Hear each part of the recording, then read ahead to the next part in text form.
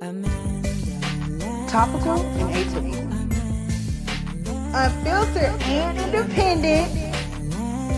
100% authentic and intelligent.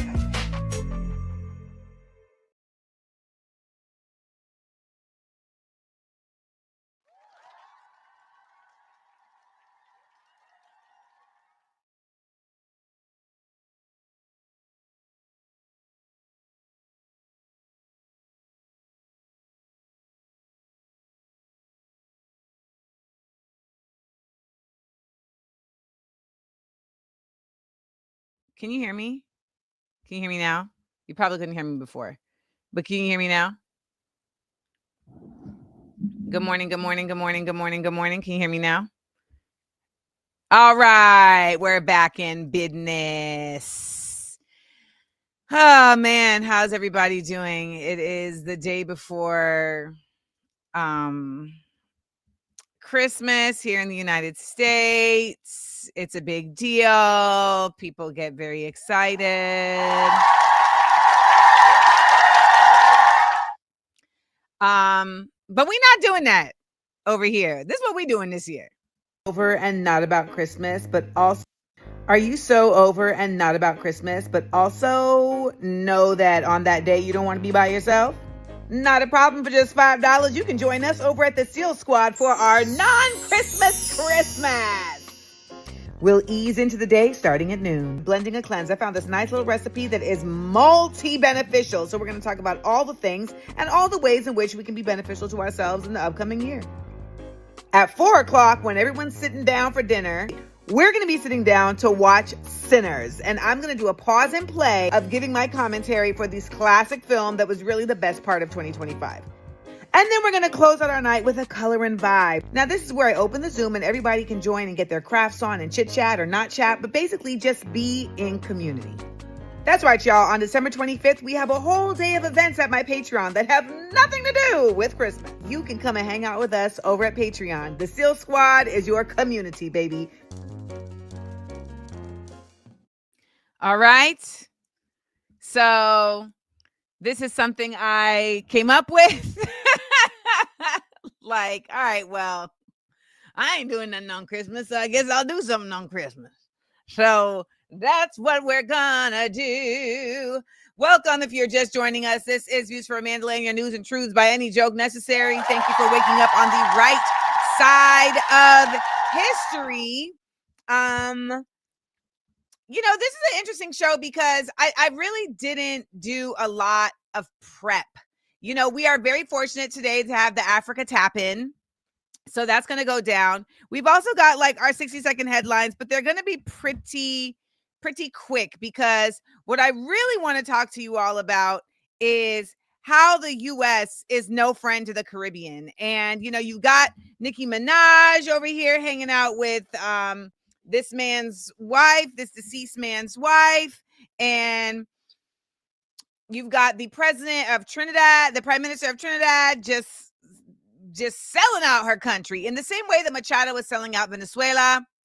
So I want to just give some more framework because I know I've said in the past that that the Caribbean is the Africa of the Western Hemisphere.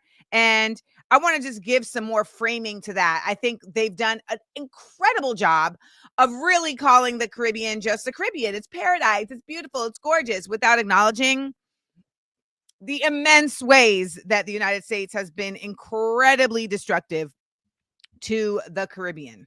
Okay, like super duper duper destructive. So we are going to talk about that, but I also want to make sure that we discuss the flooding going on in Washington State because it don't seem like it's getting the burn that it deserves. Okay, I have popcorn in my teeth. Hold on. I also want to talk about hold on one second. I also want to talk about the burying of the 60 minutes segment, okay?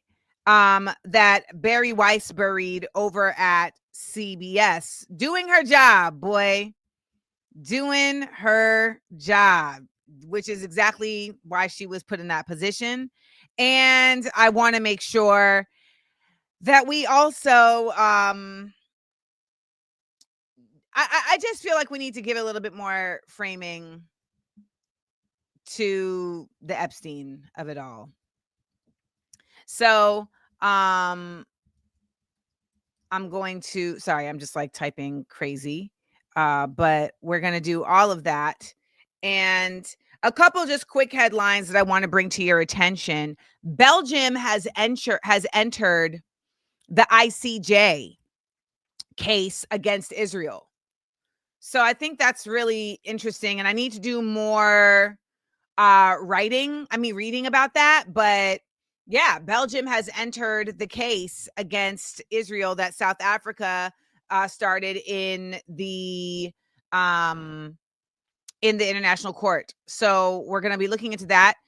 You know that the international court has been sanctioned by, I believe, the UK for saying that it will arrest Netanyahu. By the way, why is the international court able to be sanctioned? That should tell you everything. How is a court of law able to be sanctioned by those who it's supposed to be holding the law against? I'll tell you why. Because the international court was not supposed to be holding against the law, was not supposed to be upholding international law against colonizers. The colonizers literally created it so that they could use it to continue to suppress the nations that it was no longer able to outright colonize. But as for the person here in the chat saying you need more proof about the unredacting of the files, I mean, it's literally all over the internet, people doing it in real time. So I'm not sure, if you haven't seen that yet, but the proof is the pudding is there. It's all over the place. And for what it's worth, I mean, the redactions end up being really damning, really damning. So I also wanted to shout out some good news for the brothers of Bob Villan. They are not being charged for their chant, death, death, death to the RDF. And shout out to the lead singer Pascal on the left, who could get it 5 days from Fridays. Just obsessed. I say that as I don't have contact with this person. Like I'm literally able to communicate with this person. Like we literally chat. But separate issue. Fine. So shout out. I mean, the Brits are really doing it. We've got Mufasa, then we've got our man here, Pascal, and then we've got Anthony Joshua, who beat the brakes off of your man's white boy Jake. So really I'm not sure. Why is this person here saying, I hope it's true? It is true. It's about the redactions. It is true. Like it's everywhere. It is true. Someone asked, did I speak about Nicki Minaj speaking at Turning Point? I actually did an entire talk about this on my Patreon, and you can go over to Patreon and check it out. And you can see my thoughts, my expounded thoughts. All right. My expounded thoughts. So yeah. Check that out. I'm actually going to be talking a little bit about not necessarily that specific topic, but how that connects. We'll get into that as well. Now, before we drum roll to our word of the day, I need to tell you that the Smart, Funny, and Black tees and hoodies have returned. It has been 2 years since I have had the Smart, Funny, and Black tees and hoodies on sale because I couldn't find the way. I couldn't find a distributor. I couldn't find a fulfillment that I trusted. However, I believe I have finally cracked the t-shirt code. I know y'all are always asking me for t-shirts, and I know y'all are always wanting some way that you can be a walking billboard, and I've got you. So this is the return of the Smart, Funny, and Black tee and hoodie. Go to AmandaLandExports.com. These are very coveted, y'all. As you can see, it is right here in the flesh. Smart, Funny, and Black is the name of my production company, but it was originally the name of a show that I did for years, where I would bring two folks on stage and they would compete in games that would test their knowledge of Black culture, Black history, and the Black experience. Thank you, and I'm so glad you just did a quick search. I'm like, why are you acting like this is just made up? Anywho, the SFB tee and hoodie is from an era that many of you all may not have known me in, but that was so illustrious, aka the Illustrious League. And this image represents the multi-pronged approach to resistance. On the green, you've got the Rebel fam. On the yellow, you've got the woke fam. On the black, you've got the culture fam. And on the red, you've got the fly fam. We fight, we read, we fight, we read, we vibe, and we rep. And I really should have shown you all the clip. I should have shown you all like what Smart, Funny, and Black was, so that you all could really, really understand. Because it really was a time. And now we have definitely transitioned into a new era with Smart, Funny, and Black as the name of my production company to be a home for edutainment. So go get your SFBT and hoodie. You will be supporting your girl and the work that I do. And it's time for us to get into the views from Amanda Land. Roll call.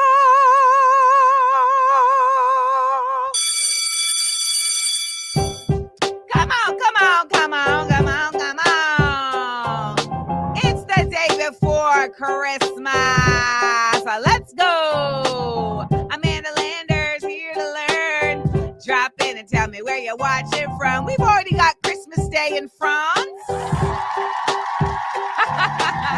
Amanda Lander's here to learn. Drop in and tell me where you're watching from. Wait, hold on. How is it Christmas Day in France? It's only 10:20. How can it be Christmas Day? That don't make no sense. France is only 6 hours ahead of me.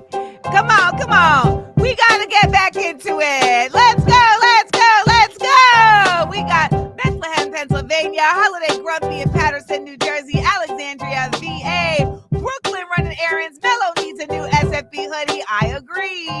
Oakland, California, Cleveland, Ohio, Flagstaff, Arizona, Houston, Tejas, Salt Lake City, Utah. KWY is unchristmasing in Toronto, Duval, Middle Georgia, Aurora, Colorado, and is in the psych ward representing. Make me some soup.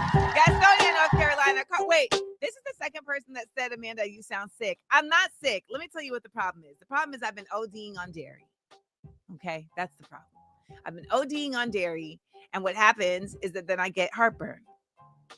And the heartburn gives me, it makes my vocal cords inflamed. So you're hearing me sound nasal, but what it actually is that my vocal cords are inflamed. And so I'm having to do a lot more work to get sound out. Chicago, Fort Worth, Tejas, Lytle, Texas, Hey Carmen, Milwaukee, Wisconsin, San Jose, California, H-Town, rainy LA. Ooh. Let me tell y'all something. It used to rain in LA and my house would leak. And I'd be like, how I got this multi-million-dollar house with leaks? And that's when you really understand capitalism. You're like, this is the most dumb BS ever.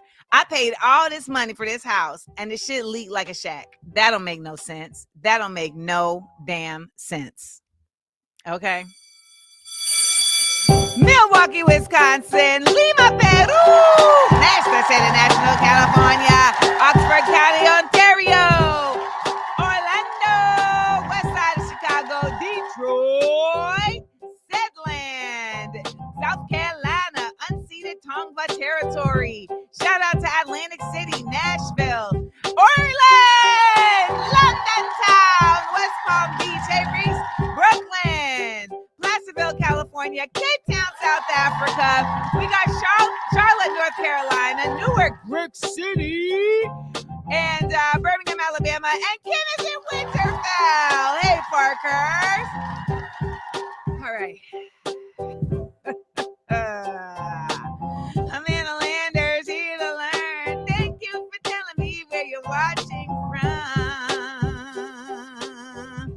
Indonesia!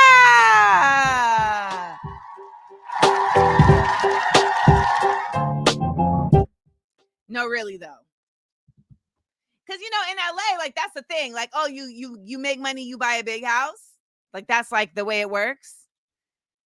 I cannot explain to y'all how ridiculous it was that I lived in this house and then I had Home Depot buckets.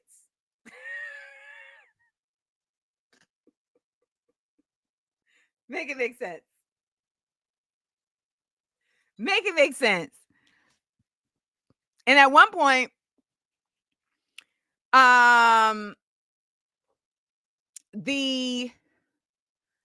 the ceiling in the garage fell in behind my Jeep.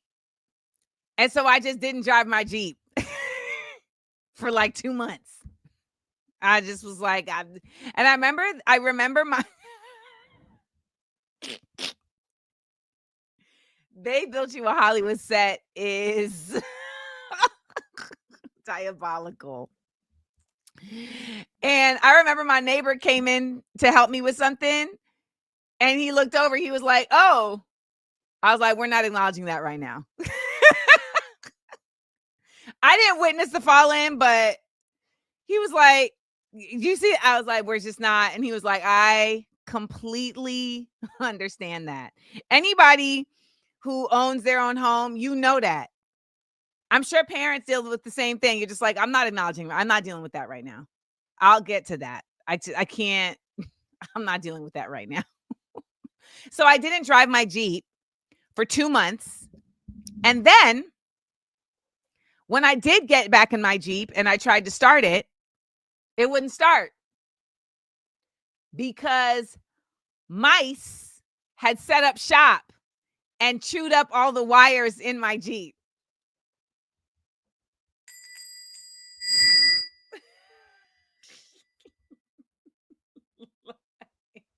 Oh. Do you understand? Mice had chewed up all the wires in my Jeep. And my house was on, like, my driveway was like steep. So we could not get the car. We couldn't get the tow truck up. So we had to get the car down the hill. When I tell you this man, I underestimated him because it was this older man who was he just seemed like kind of all over the place. But baby, the way that man dropped that John in the neutral and got it down that hill, whoo, I was very impressed. And I just, yeah. So a whole scam. Exactly right. A whole damn scam, Nia. Nonetheless, here we are at Views for Amanda Land, and it's time to get into our word of the day. So everybody take out your Views for Amanda Land word of the day logbooks. You can also get these at Amanda Land Exports, along with your Views for Amanda Land notebooks and sticker sheets. So let's get into our word of the day. The word of the day is, hold on. I feel like we've already done this one. Have we done dilatory? Dilatory. Not on time. Not on time. Dilatory. D-I-L-A. We've done dilatory? Oh, sorry. Okay, hold on. Have we done abate? Have we done abate? I should probably get a better system for whether we've done these words or not. We've done abate too? All right. How about, okay, we haven't done abate.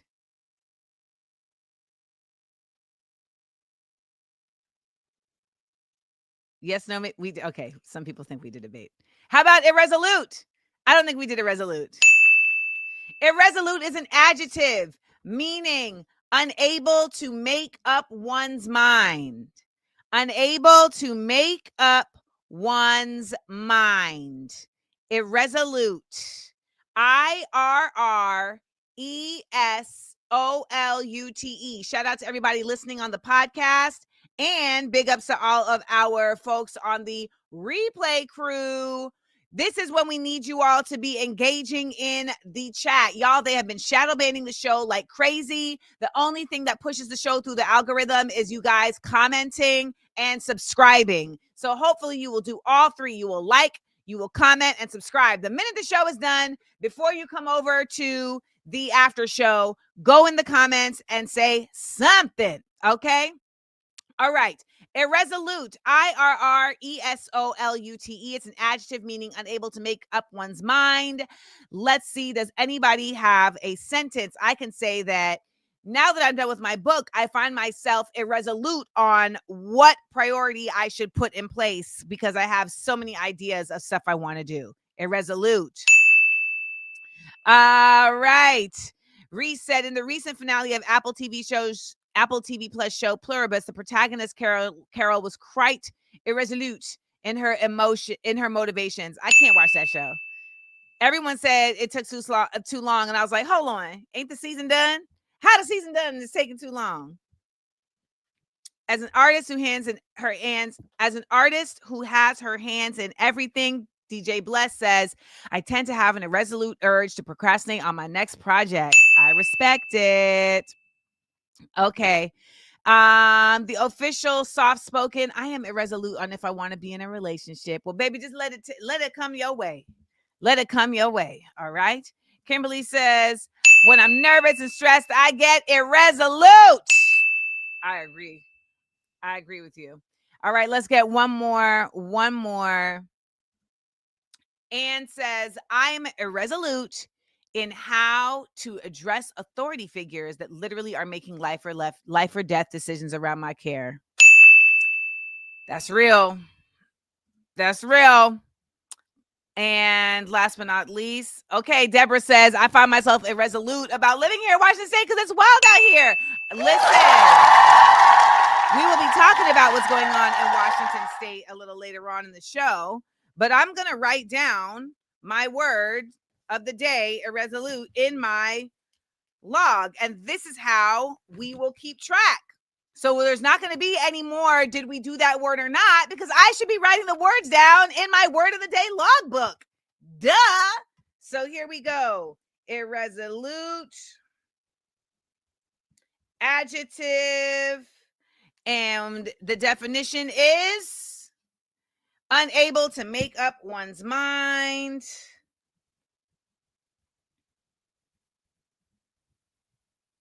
Boom. There we go.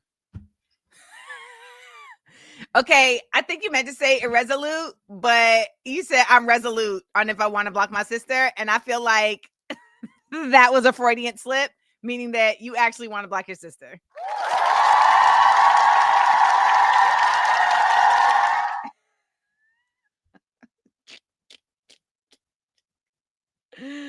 Ah, not Rolando telling you to do it. So there it is. It's in the logbook, y'all. Irresolute. So now we don't ever have to be like, oh my gosh, did we do that word? I put it in the logbook.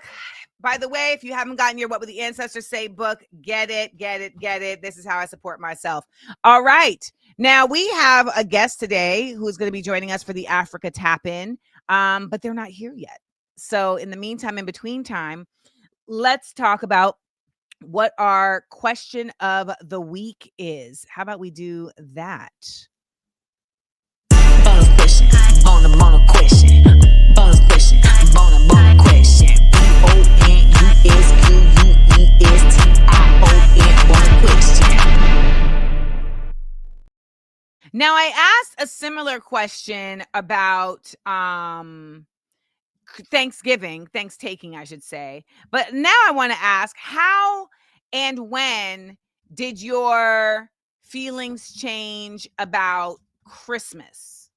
Because, I think that's even more of a tougher one to kind of like move away from, just because it is so embroiled, baked into literally everything here in this nation. So I'm like wondering about that for people. When did your relationship to Christmas change? I can tell you that mine changed in the last 2 years, more so because of Palestine.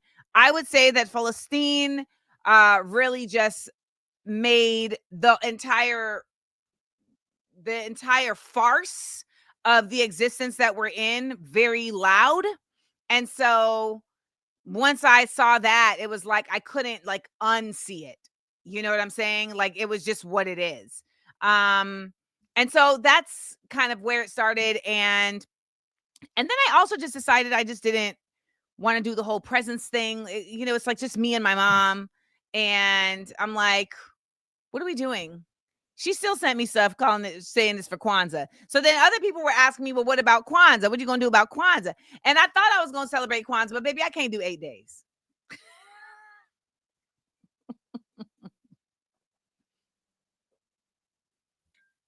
I can't do 8 days. Next year, I'm going to dance around a tree for the solstice. I can't do 8 days for Kwanzaa. It's not realistic. I respect it. But golly, them 8 days, boy, that's more than a week. I do like saying Kuji Jagalia, though. I do like saying Kuji Jagalia. Do Re Mi says they're off anything but birthdays. What I'm trying to do is just change what celebrating and how we are engaging in these days of reference is done, right? Like I'm trying to shift kind of just my way of even acknowledging days of people's passing and like what is actually done. So for instance, like when I do a joke on stage and in my book, What Would the Ancestors Say, about how white people should have to build altars for Juneteenth, that's 60% true. I believe that white people should have to build altars for Juneteenth. You should have to give offering to those who came before on Juneteenth. I think that actually makes perfect sense. It's a version of an ofrenda, and it's a version of Day of the Dead. And I just don't feel like we are so trapped in the mind state of really celebrating with showing like selling with money. That's like our only way of acknowledging celebration is with money. And so I've been really trying to figure out other ways that we can do that. Carmen says that her change for Christmas started around 1998 when she was teaching at a law socioeconomic school. And then 2023 really shifted. Well, what happened in 2023? Oh, okay. Palestine. Angela Rochelle said 2015, I was in the middle of a divorce. Holy, and my mom died the month before. I'm so sorry to hear that. That time period made me question everything about the world. I hear you.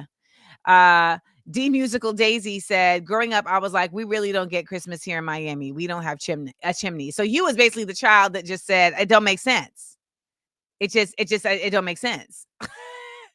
Nigel said, my feelings changed when I recognized that I don't like forcing myself to celebrate things. That is very interesting. Yes. I mean, I think there's something to be said for what's been celebrated and how the celebrating is happening. But once you know it's something you don't want to do, don't do it. Okay.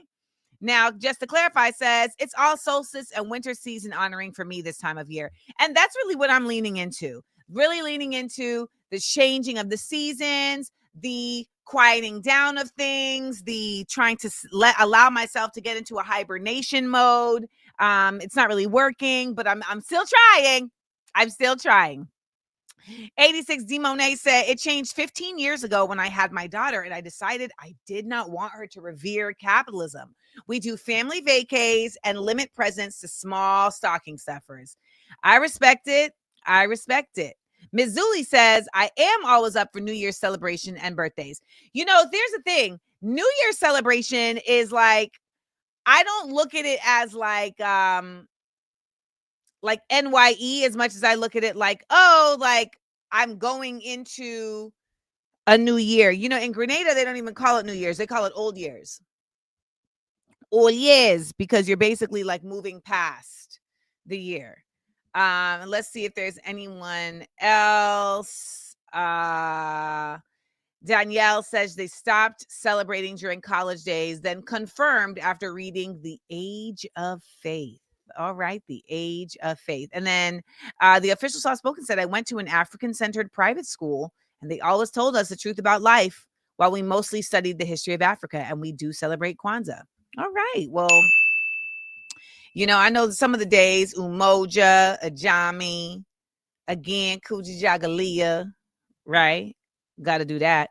I have a feeling that my guest may have gotten the times wrong because remember, they're coming from the continent. So we're just going to keep on pushing.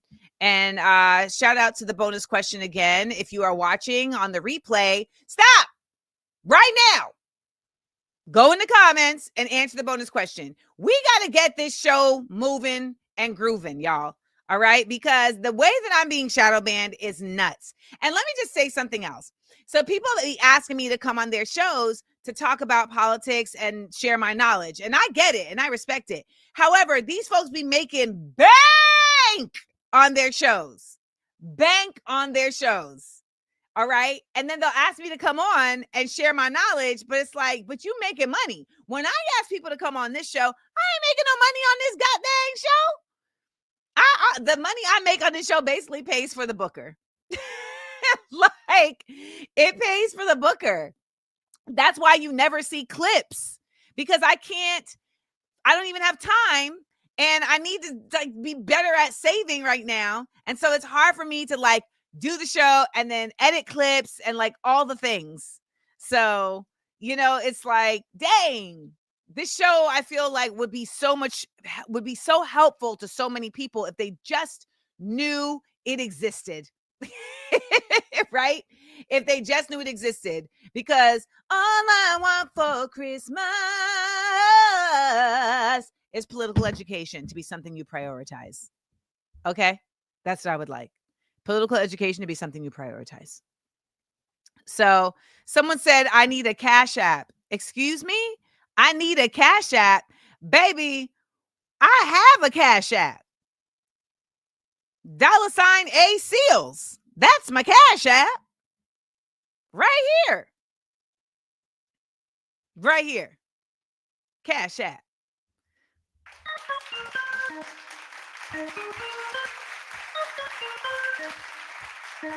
Show your love.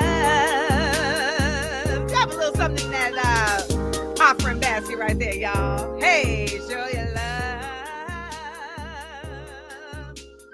We'll take a little dollar or two.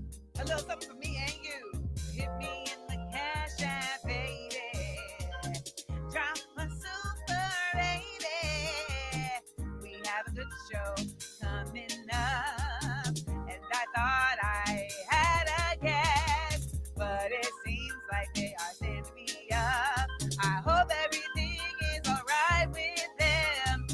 Papa Super, show me some love. Grow up.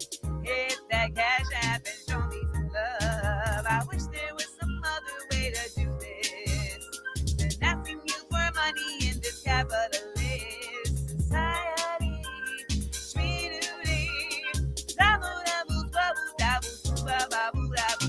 Money is the root of all evil. Wish we could partner with the people. Ooh. Yeah, I do. I do wish we could partner with the people. I have so many ideas in the mind.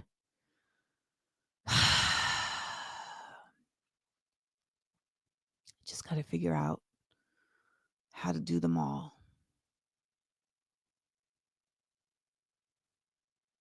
Okay. Had a little mini autism burnout right there. Shall we just get into some 60-second headlines? I didn't even print out my show. Let me do that. Let me print out the show. All right. We're going to get into some 60-second headlines because that's how we do. We just flow. 60-second headline. And I run down some news right quick. Run it down, mama. Put us on. So I'm really trying to make it my business to do at least one story that revolves around climate change every week. And this week, that story is about the flooding in Washington state. Now, what I see folks constantly saying whenever they're reporting around how they're being affected by climate change in the United States is that mainstream media is not showing them any attention. And so I want to just have a little critical thinking moment to ask you guys, why do you think that is? Why do you think that mainstream media is not showing attention to these climate change repercussions happening literally in the United States? What are your thoughts?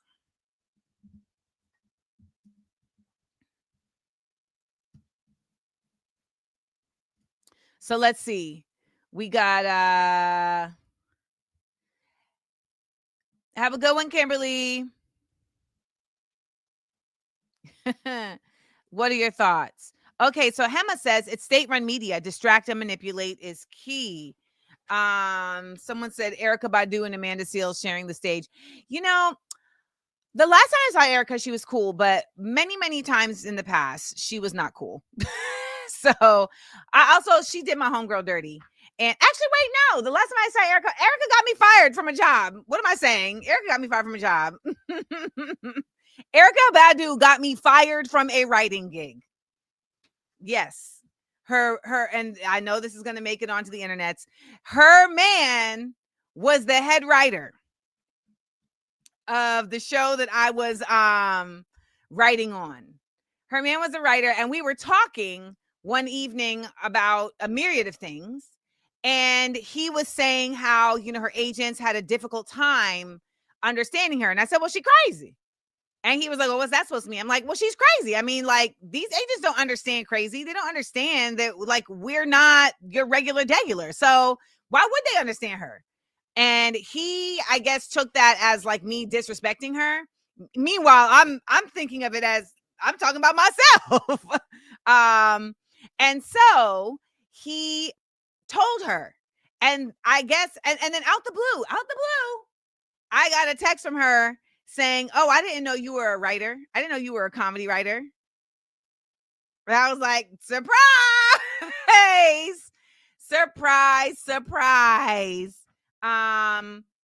And literally, and like we had this like weird conversation where she was kind of just like letting me know that she knew that I was working on the show with her man. Which like I've never wanted any of Erykah Badu's men. That was how we actually met. We met because Jay Electronica and I were talking on Twitter. And she DM'd me and was like, Jay Electronica's my man. And I was just like, I mean, yeah. So I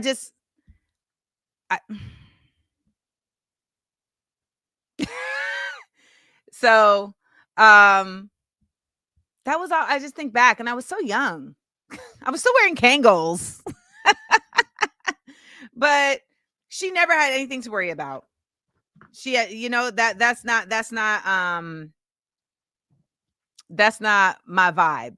Now, have I unintentionally been with somebody, man, and not known that they had a girl? Yes, that has actually happened. That has absolutely happened. But no, I'm a respectful gal. So I really do I remember that though, because then like literally like, and let me also add that I can't even say that it was all Erica that got me fired on that show, because not the head writer, but like the EP of the show, I think that was his title. No, the showrunner of the show was such a prick. I can't even remember his name, but he brought me into his office. He literally brought me into his office just like on my second day and was like, so I just want you to know that I'm the boss here. Excuse me? And I was like, I don't know what's happening right now. He was like, I just want to make it clear to you that I'm the boss. I run this show. And I was like, I don't know what we're talking about right now, because I know that you're the showrunner. So this was for a show on Comedy Central. What was the name of the show? It was like these two, it's like they were like basketball players.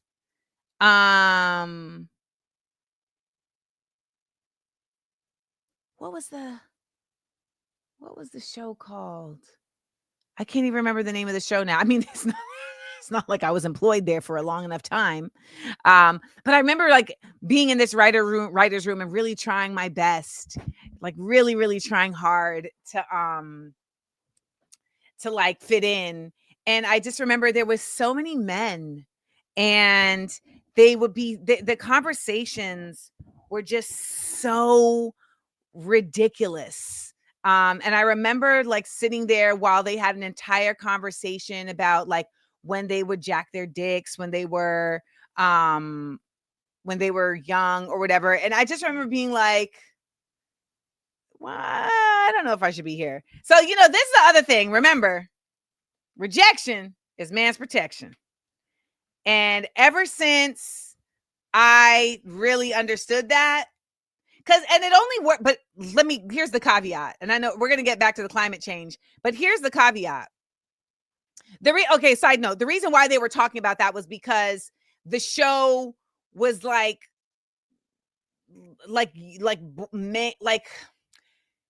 kind of like masculine humor. And it was like they were teenagers, I guess. And so that's why they were talking about it. Nonetheless, why are you naming shows that I would know the name of?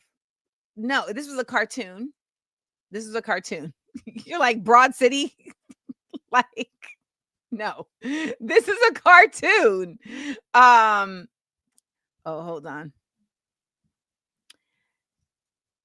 Lateria. Why are you saying dumb shit like this? Why? Lateria over here talking about climate change is a scam. The earth will be fine. We are the ones who will die. What do you think climate change is about?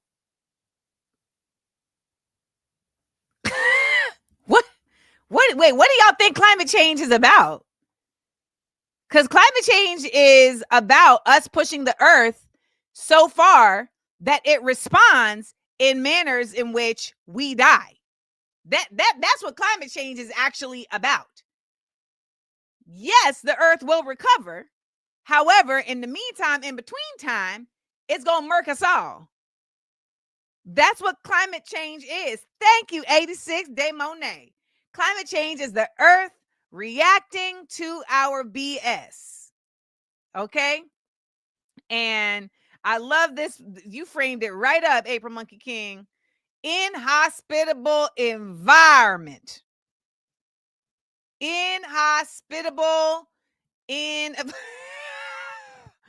Brandon said, I literally had a similar combo with an Uber driver on the wrong spectrum. So, yeah, we got to frame that. We got to get the framing of that correct. It's not a scam. That would be nonsense. You know, the concept that it's a scam suggests that there is profit, or there is that it's serving folks out of nefarious means. That's what makes something a scam. That there is a mistruth being presented in order to benefit others. There is no one benefiting from climate change being a scam. The benefiting is from folks saying that climate change is a scam. That's saying that the earth is not messed up. That's the scam. The scam is saying that climate change is not happening. However, there are floods all over the world right now. Like all over the actual world. We've got the Pacific flooding. There's Asian flooding. Do I even have that in here? I had a whole thing with Asian flooding. Let's take a look at the Pacific Northwest. Levee in Pacific has broken. You need to go now. This is a level 3 go. There are hundreds of people in their pajamas now going. They are trying to get buses together. For those of you who have already lost your cars, this is not like Tequila. This is a big one. There are now well over 1,000 residents here behind me who are emptying out. There's a helicopter overhead giving orders.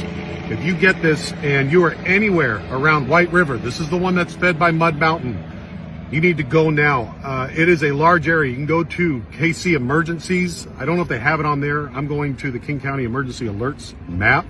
You can see it there, but if you've received a text, go now. The water is rising fast. So I hear someone say, we don't belong here. Not one environment thrives because we exist in it. And this is actually an extremely reductionist and imperialist and privileged mindset. It assumes that the only environments that exist are ones with white people and capitalists in it. And that simply is just not true. There are environments all over the world that are thriving under the stewardship of indigenous knowledge. And that is happening on every continent. So we need to remember that it's not simply enough to say we don't belong here. What doesn't belong here is capitalism. What doesn't belong here is feudalism. What doesn't belong here is anthropomorphism. That's not the right word, but the idea that it is the human existence that needs to be preserved, not the earth existence that needs to be preserved. Because once we understand the difference, we realize that if we preserve the earth, then we preserve us. And that is the real 1-2. When you think about the chicken and the egg, baby, in this situation, the earth came first, then us. So we have to change our thinking and understand that that is absolutely furthest from the truth. We know how to be in partnership with this planet. We did it for centuries, millennia. We were in partnership with this planet. And there are still folks now that have that knowledge, that have preserved that knowledge. And they are constantly ignored because their knowledge pushes up against the taking of resources without limitation. Now, then we can take it a step further, and many would say that not only are we actually made for the planet, we are of this planet. I mean, if you look at our biology, it is mirrored all over nature and environment. You see our blood vessels in leaves. You see our fingerprints in tree stumps. You see the synapse that happens when our brains create new connections in the celestial. You know, there's real representation of how we exist in the actual nature ecology of the world. We are natural. You know, like the earth is like 90% water. You know who else is 90% water? Us. Yeah. Yeah. So let's reframe and remember that we are, as humans, not the problem. The problem is the way in which humans have chosen to live on the earth versus living with the earth. Now, the flooding in Washington state has not been covered by mainstream media, largely in part because, again, it would then reveal the reality around climate change. Let's see another story about what's going on in Washington state. Are overflowing, levees are breaking. We're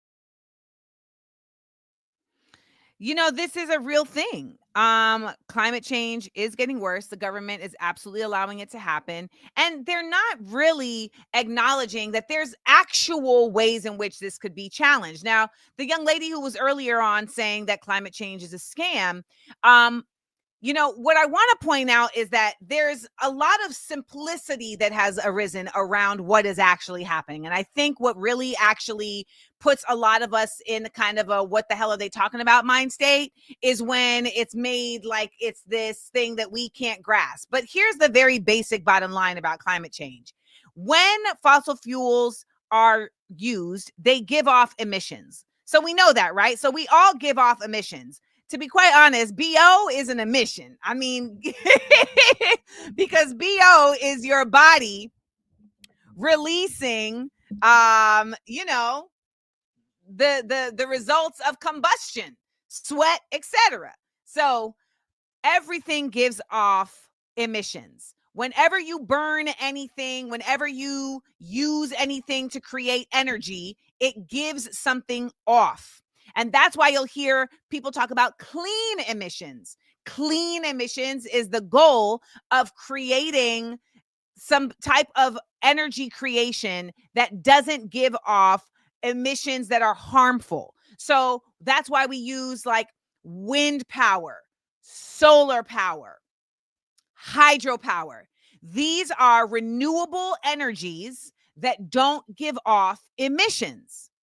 So when we use energy that does give off emissions, like burning coal, like burning uranium, like burning fossil fuels and oil, etc., we give off emissions that cause heat. That heat gets trapped. So remember, here's the Earth's surface. Here is here is what's it called? The atmosphere. The atmosphere, think of it like a plastic bag around the earth. All right. So the earth's surface is here. The plastic bag is here. So whenever you are creating things that give off emissions, it gets trapped in this space between the earth and the atmosphere. That space gets warmer and warmer and warmer. This is the ozone layer. Okay? That space gets warmer and warmer and warmer. As that space gets warmer, the earth responds. Just like your body responds when there's a temperature change, the earth responds. Your body does things to mitigate for when it receives a temperature change. That's why it sweats so that it doesn't overheat. That's why you start to actually get red because your blood vessels are trying to hold oxygen when you are cold. The earth does the same thing. However, we are emitting so many emissions in so many ways at so many times that the earth is trying to do what it can to manage the overheating. And one of those things is it is melting. It's melting. And that overheating is also affecting the factors that have existed within the Earth's ecology that have come to expect a certain level of heat, that have expected a certain type of environment. So you have polar bears that are used to hunting for a certain amount of time during the year, that are used to existing a certain way, but now their glaciers are melting and they can't even traverse the way that they normally would. You have bees that are dying all over. You have bugs. We've lost something crazy in terms of our bug ecology. And all of this is because of human decisions in major economic centers. Even though there are countries that are working on lowering their emissions, it's still not enough. And the countries that end up feeling the brunt of this are the ones that are most susceptible to the sun's heat. Those in the global south, which is along the equator, right here, right? They're the most exposed to the sun's heat. Well, thanks, Meg. And so when we talk about climate change, what we're saying is there needs to be a genuine shift from the emission that is created with fossil fuels, with plastics, with cleaners, etc. And the reason why these changes are not being made is because there are entire industries that have aligned themselves to doing this type of work to get money. BP, Exxon, Johnson & Johnson, to name a few. And we also ask that why is the money so important? And to be quite honest, I don't know.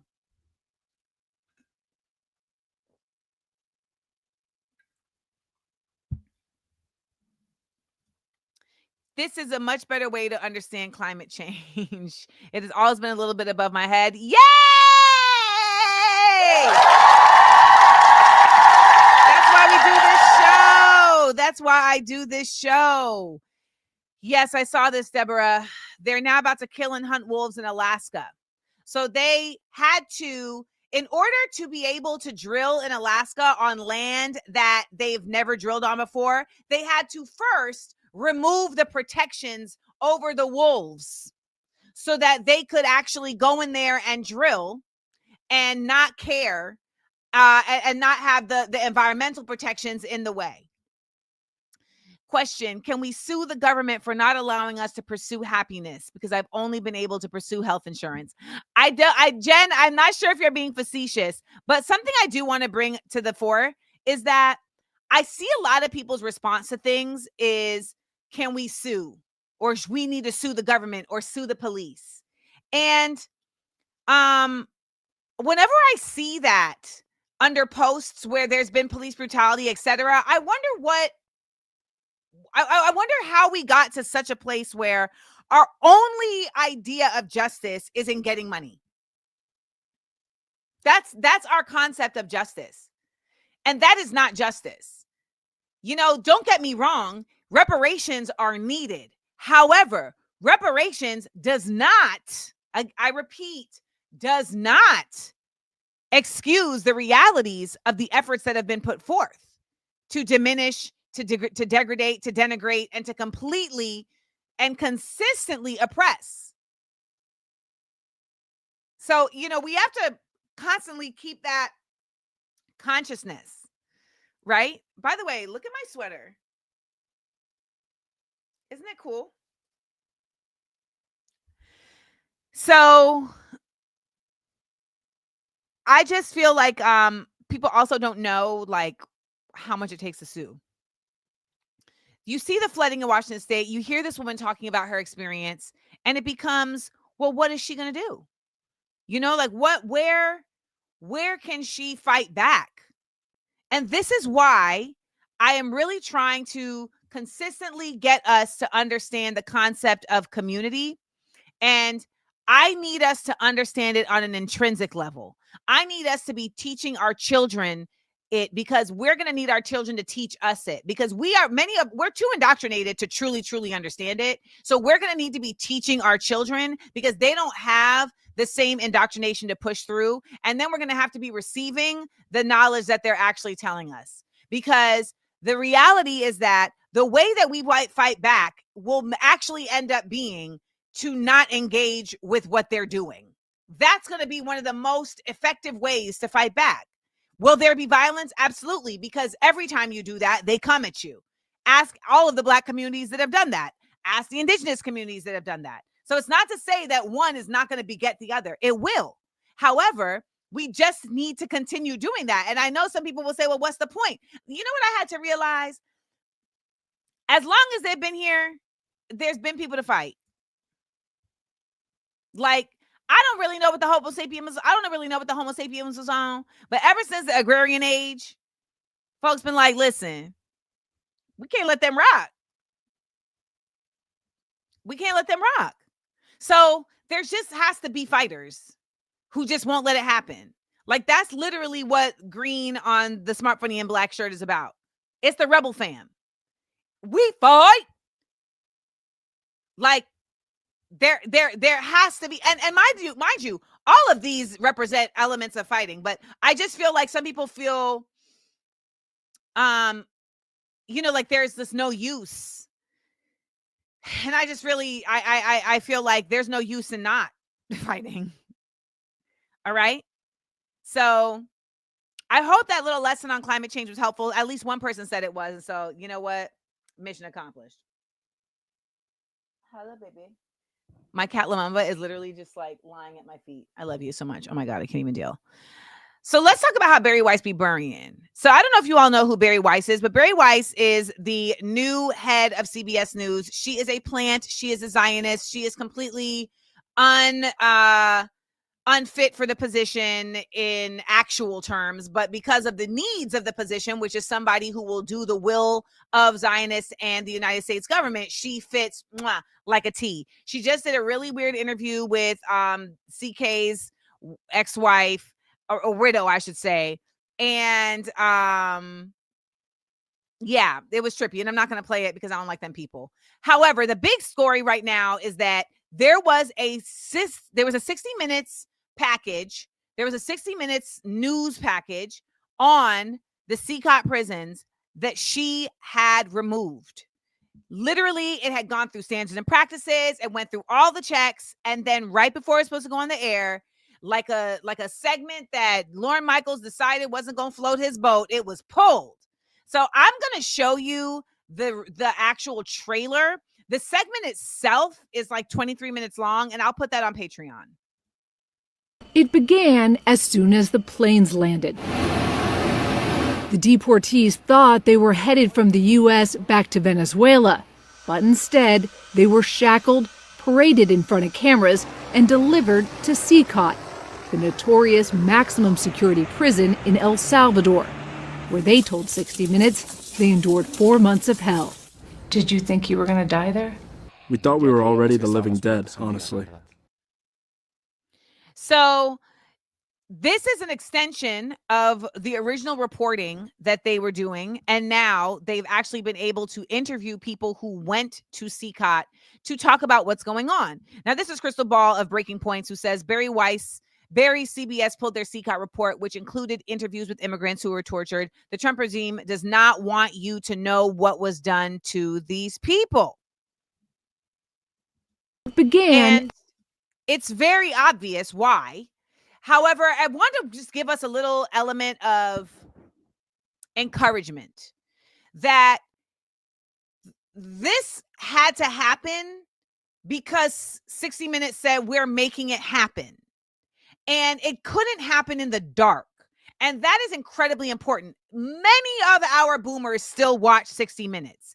The fact that this didn't happen in the dark is super duper important. It is incredible to see how information in this age is shifting the ways in which people are responding to repression, or they're going to respond to repression. You know, if you're like me and you're in your 40s, you know that there simply just wasn't a lot of outwardly out loud examples of repression for the mainstream audience. People who were very tapped in may have understood what was going on with Iraq, but if you didn't, then, and if you weren't, like, you may not have picked up on it. I mean, I knew growing up in my house, like, my mom was never like against Iraq. I mean, I'm not to say that she was for it, but there was no like dialogue happening around Iraq, around my consciousness at that time, right?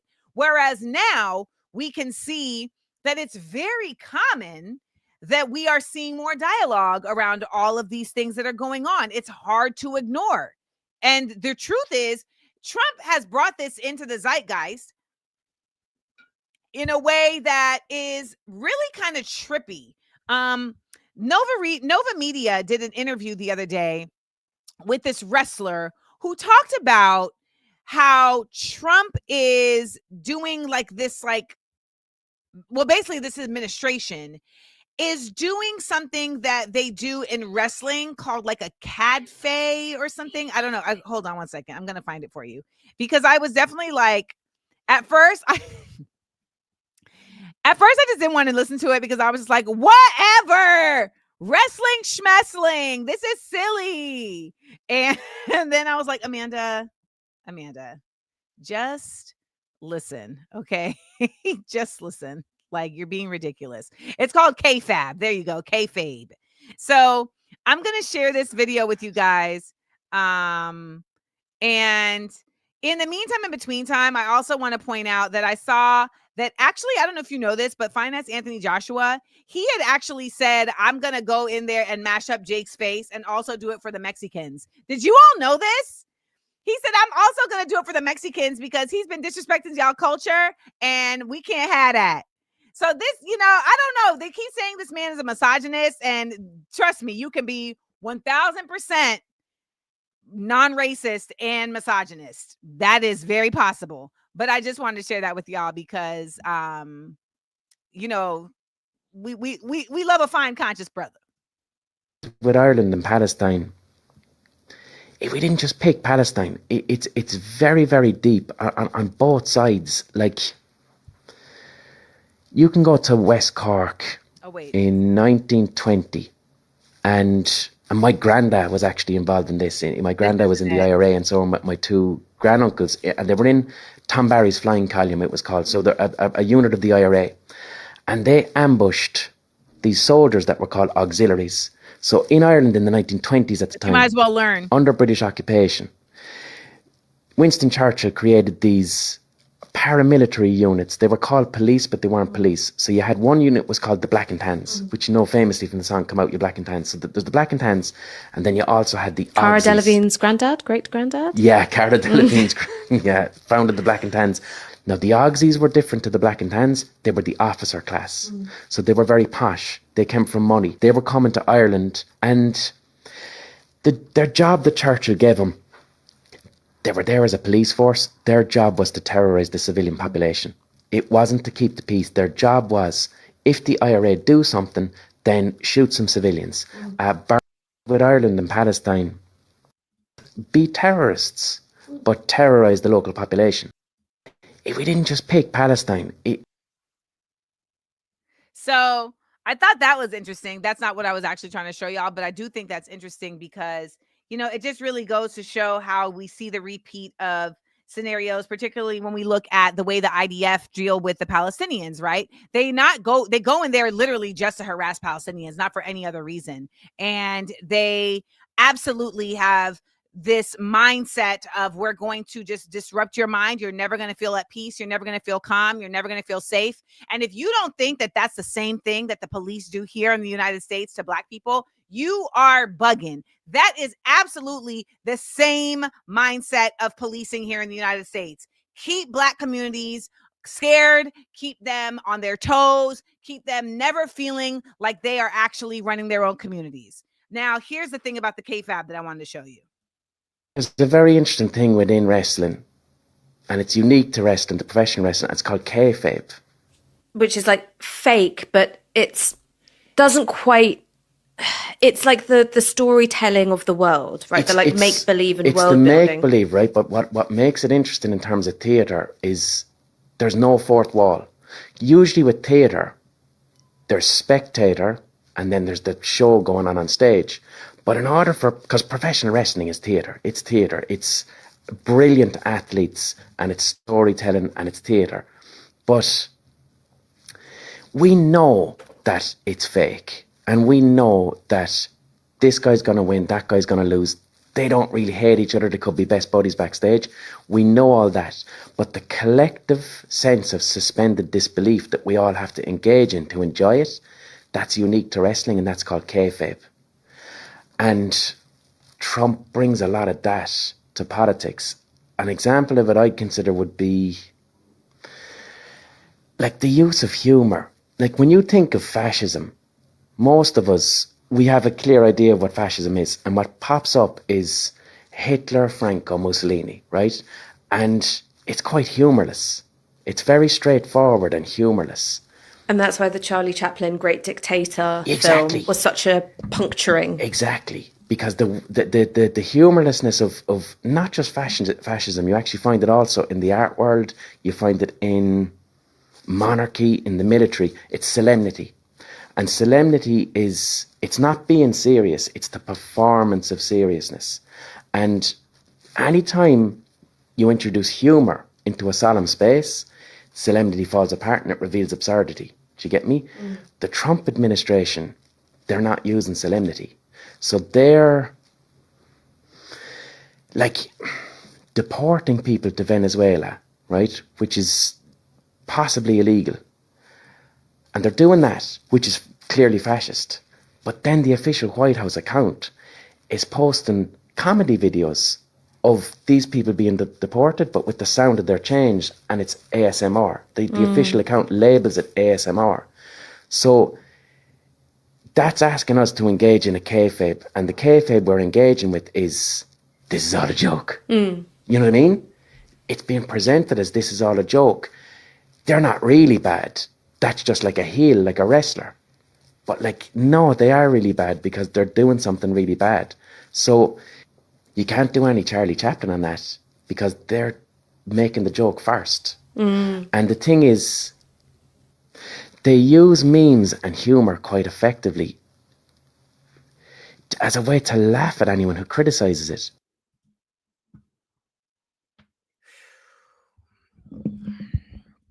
I mean, it's basically reality TV. Right? Like that's what he's saying. It's reality TV.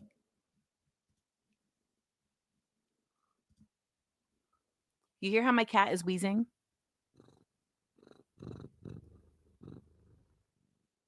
Hold on.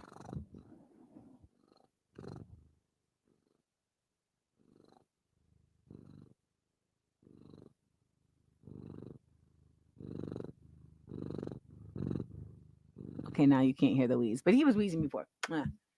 Anywho. So someone said, what's the reality? Well, the reality is that like he said, it is bad. You still want to come up here? Yeah? Well, come on. I didn't know that you still wanted to be up here. He doesn't have chest congestion. He doesn't have chest congestion. He actually has asthma, and I'm like really frustrated that I can't just get this inhaler for this cat. It's a whole other story. I talked about it on my Instagram last night. But that's the reality. You know, that the kayfabe that's what reality TV is. Reality TV has y'all thinking, and I say y'all mean like viewers, thinking that you're watching something. Reality TV has you thinking that you're watching something fake that's real, that's fake. I mean, it's just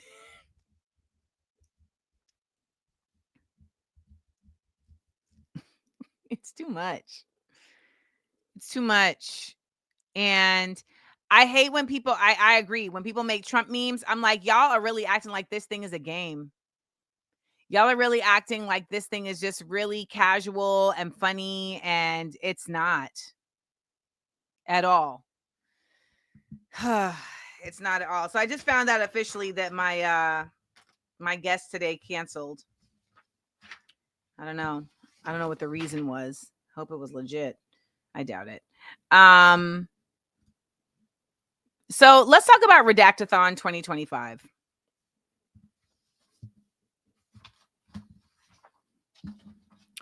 So when it comes to the Epstein files and them putting out this completely redacted file, first of all, that's just a blatant breaking of the law. And I know that I don't like to hear people talk about the breaking of the law because it's like clearly there's lawlessness, but that's just like OD, because you know the executive branch is who's supposed to enforce the law. So I'm like, how that gonna work? So now you got these folks who were supposed to put out the files. They literally put out 0.5% of the files. You know how much 0.5% of something is? Nothing. They did all of this redaction maction, and then they end up having this concept of, well, we don't have to put anything out. Now, my question is, what are the Democrats doing? Because there's so many Democrats now who have like really hung their hat on, like, we're going to do this, like Ro Khanna. So they really have to make this happen. Now, in the files that were put out and the ones that were unredacted by the people, you know, you're getting to see just the reality around how deep Donald Trump's relationship was with Jeffrey Epstein, how deep Bill Clinton was all up in this. I haven't made the video yet because I'm still processing it, but seeing Jeffrey Epstein write a letter to Larry Nassar.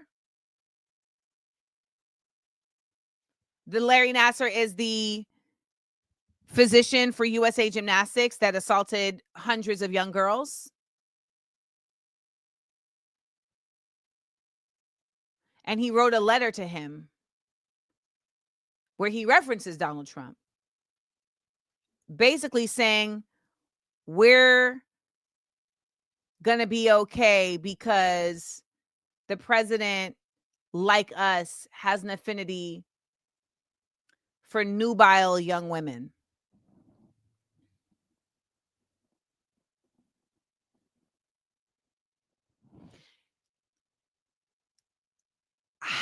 I just want to also bring this, though. I don't want us to get... How do I put this?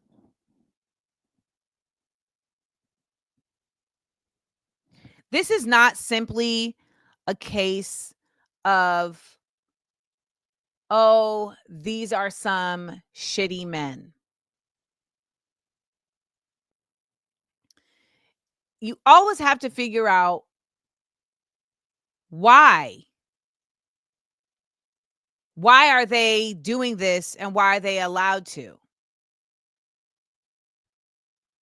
And the undergirding of this ends up being power, however, also Zionism.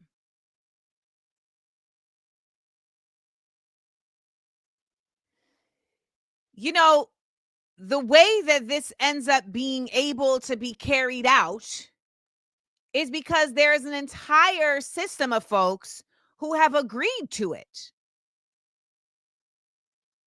And simultaneously, while all of this horrifying news is being corroborated, because it's not new.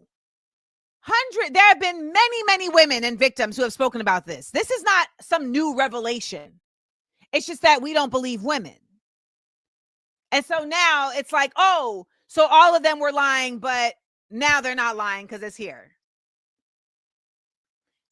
That in itself is horrifying. However, we must continue to understand that this is attached to something bigger than Jeffrey Epstein.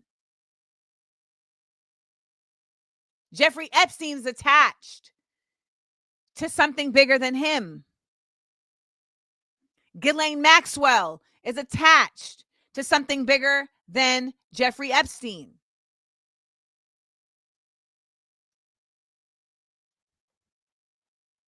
And that unwillingness to see that is what's allowing for this to actually continue, because then you're saying we don't care about Zionism, we care about our communities, and you don't. You don't care about your communities if you don't care about Zionism. I'm seeing people in Texas say they don't care about Jasmine Crockett taking money. They don't care about James Talarico taking money. Well, they're taking money from the same people that support a man who sexually assaulted Simone Biles, a Black woman from Texas. You don't care about that?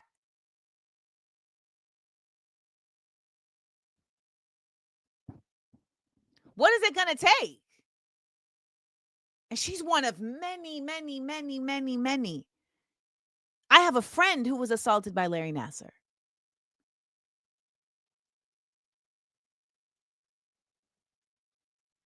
We are in a real fight for our brains. The only way that we are going to be able to even set up our children to fight for their existence is if we train our brains to keep asking why and keep going further.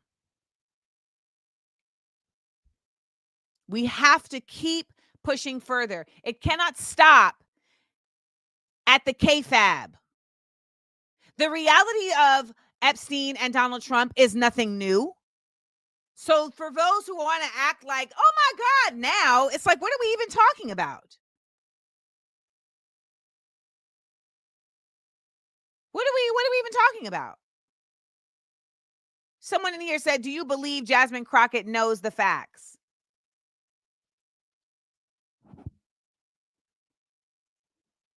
I think it is incredibly disingenuous to continuously, simultaneously empower Black women in positions of government while also stating that they are simply unable to learn the same facts that you and I are, that they are unwilling or don't have access to the same information that you and I have. What you're essentially stating is that they're either ignorant, willfully ignorant, or incapable.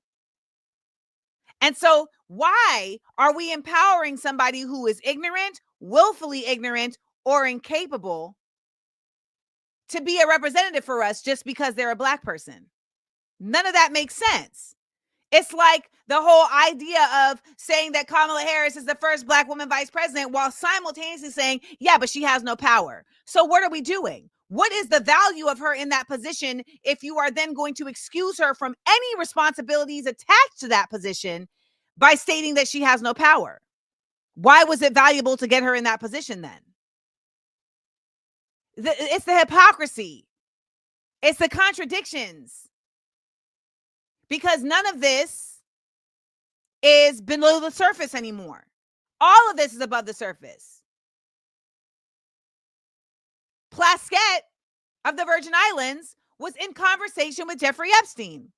Now, unless she says these people held a gun to my head and they were going to take me out, then what are we doing? Because I'm going to tell you now, if them people come for me, I'm going to tell you. And if they take me out, they take me out. But I'm going to tell you. Them people come for me, I'm going to tell you.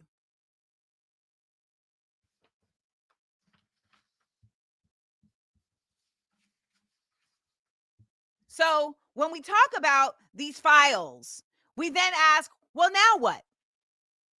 But again, we must remember, Donald Trump is not a unique case. Donald Trump is not some special edition type of president. These people are terrible people. Abraham Lincoln carried out the greatest massacre against Native Americans this country ever known. He was also against the banks, yes. John F. Kennedy was accused of all types of graping. He's been very much implicated as part of the reason that Marilyn Monroe lost her life. Yes, he was against banking. Yes, he was against Izzy. However, we must acknowledge that these people are on extreme spectrums of nonsense. And people say, well, Amanda, no one's perfect. And I'm just like, are they? Noam Chomsky is on the plane with Jeffrey Epstein.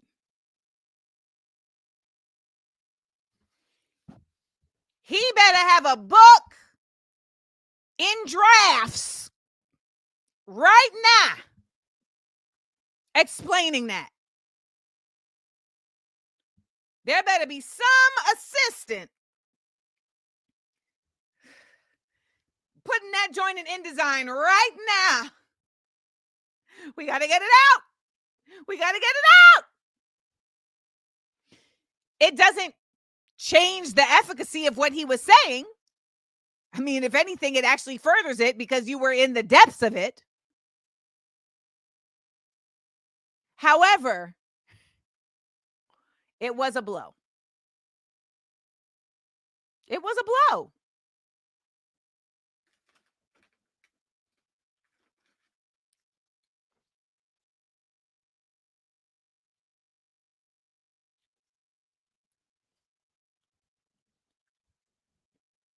So these files came out. I told you they would come out on a Friday, and they did, because that's how they release things, because we are in a show. They treat us like we're in a TV show.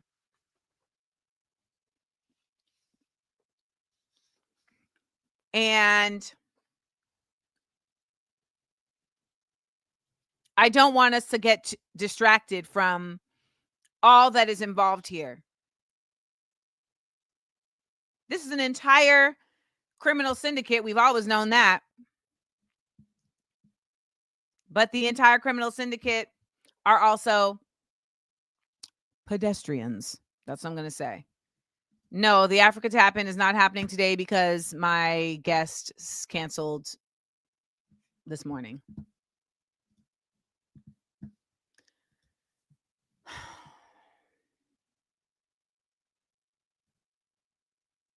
So just keep challenging yourself to keep your mind asking those questions,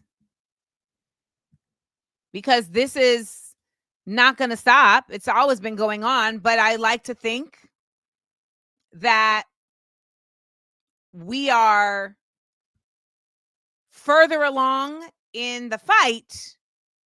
Thus, we are further along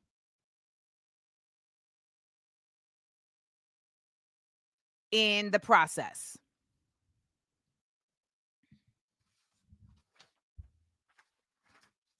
So, with that being said, let's get into How Black Do We Feel Today, which is brought to you by Brother Malcolm. I think you'll find, sir, that there will come a time when black people wake up and become intellectually independent enough to think for themselves as other humans are intellectually independent enough to think for themselves, then the black man will think like a black man, and he will feel for other black people. And this new thinking and feeling will cause black people to stick together.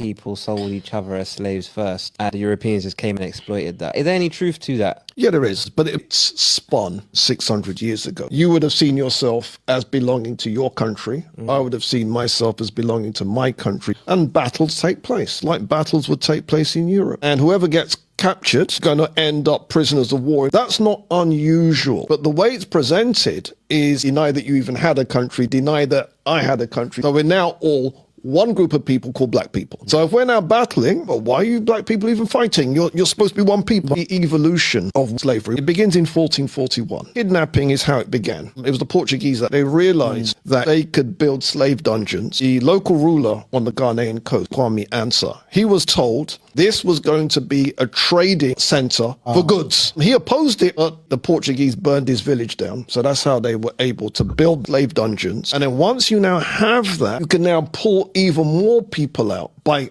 encouraging battle. One group of Europeans arms your side, another group arms your side, and whoever gets captured is going to end up prisoners of war. And it's only now when some of your people and your people are on the same slave ship that you realize that's what they were doing. Yeah. Right. And that's why black people that ended up on slave ships and ended up being sent to North America, South America, Central America, the Caribbean, those were the first to realize we've all been played. That's why these were the first people to become Pan-Africanists.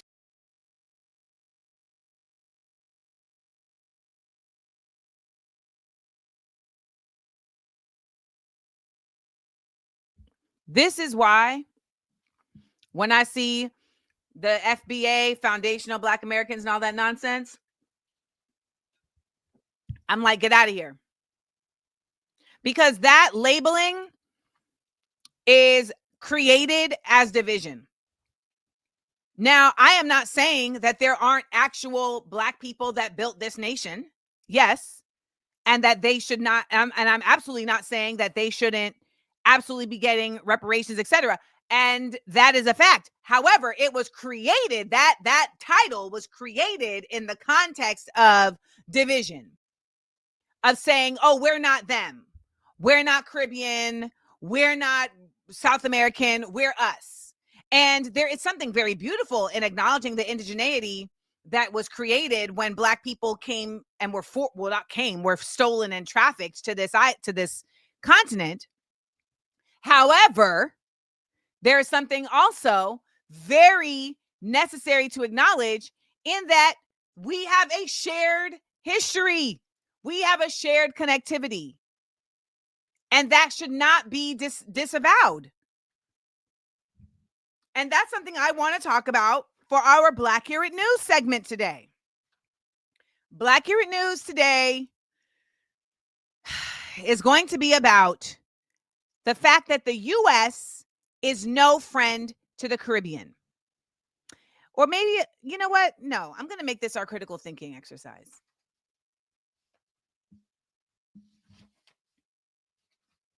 What do I want to do, guys?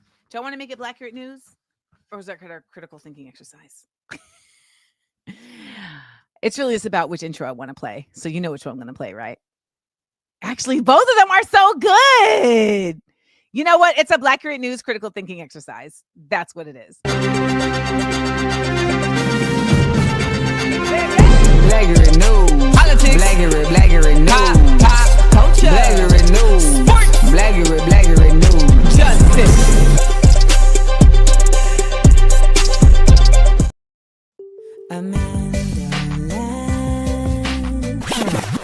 Let's get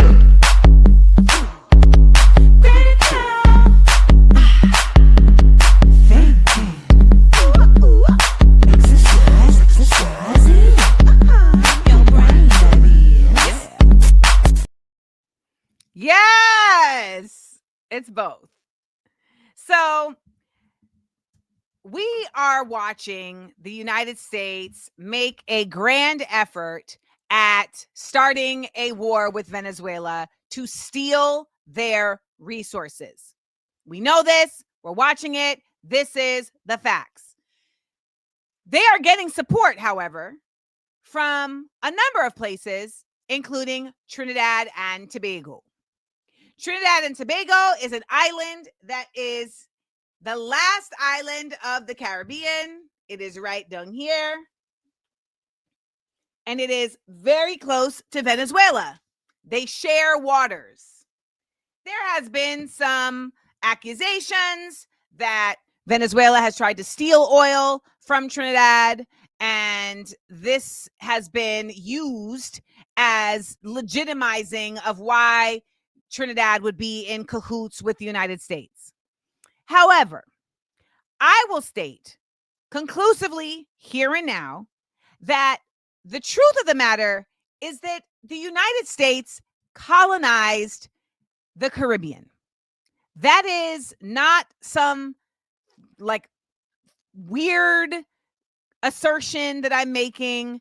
It is a basic bottom line fact.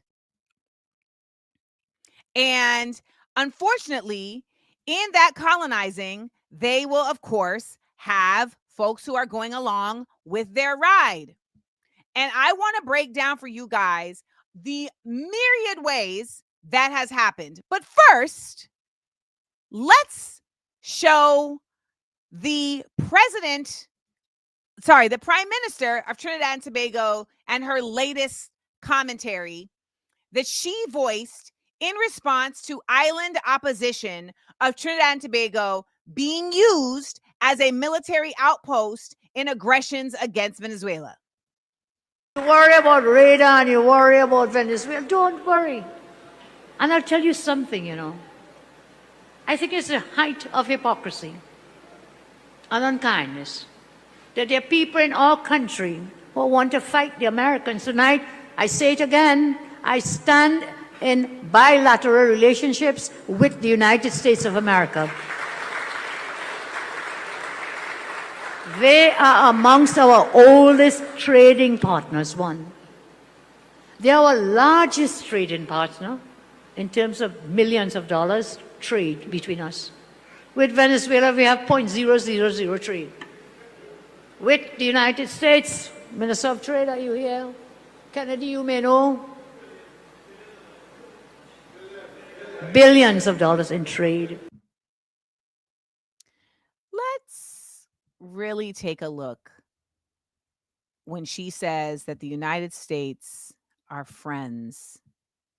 Let's take a look at how the United States has colonized the Caribbean. I said recently that the United States is I said recently that the Caribbean is the Africa of the Western Hemisphere, in that it has been systematically destabilized and its resources stolen.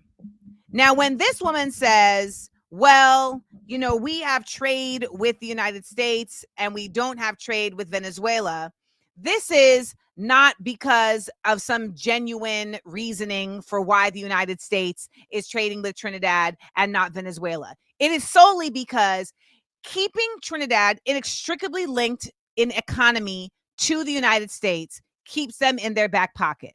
This is an example of soft power. It also allows for them to continue to control it allows them to continue to control Trinidad, and thus they are not operating as a sovereign nation.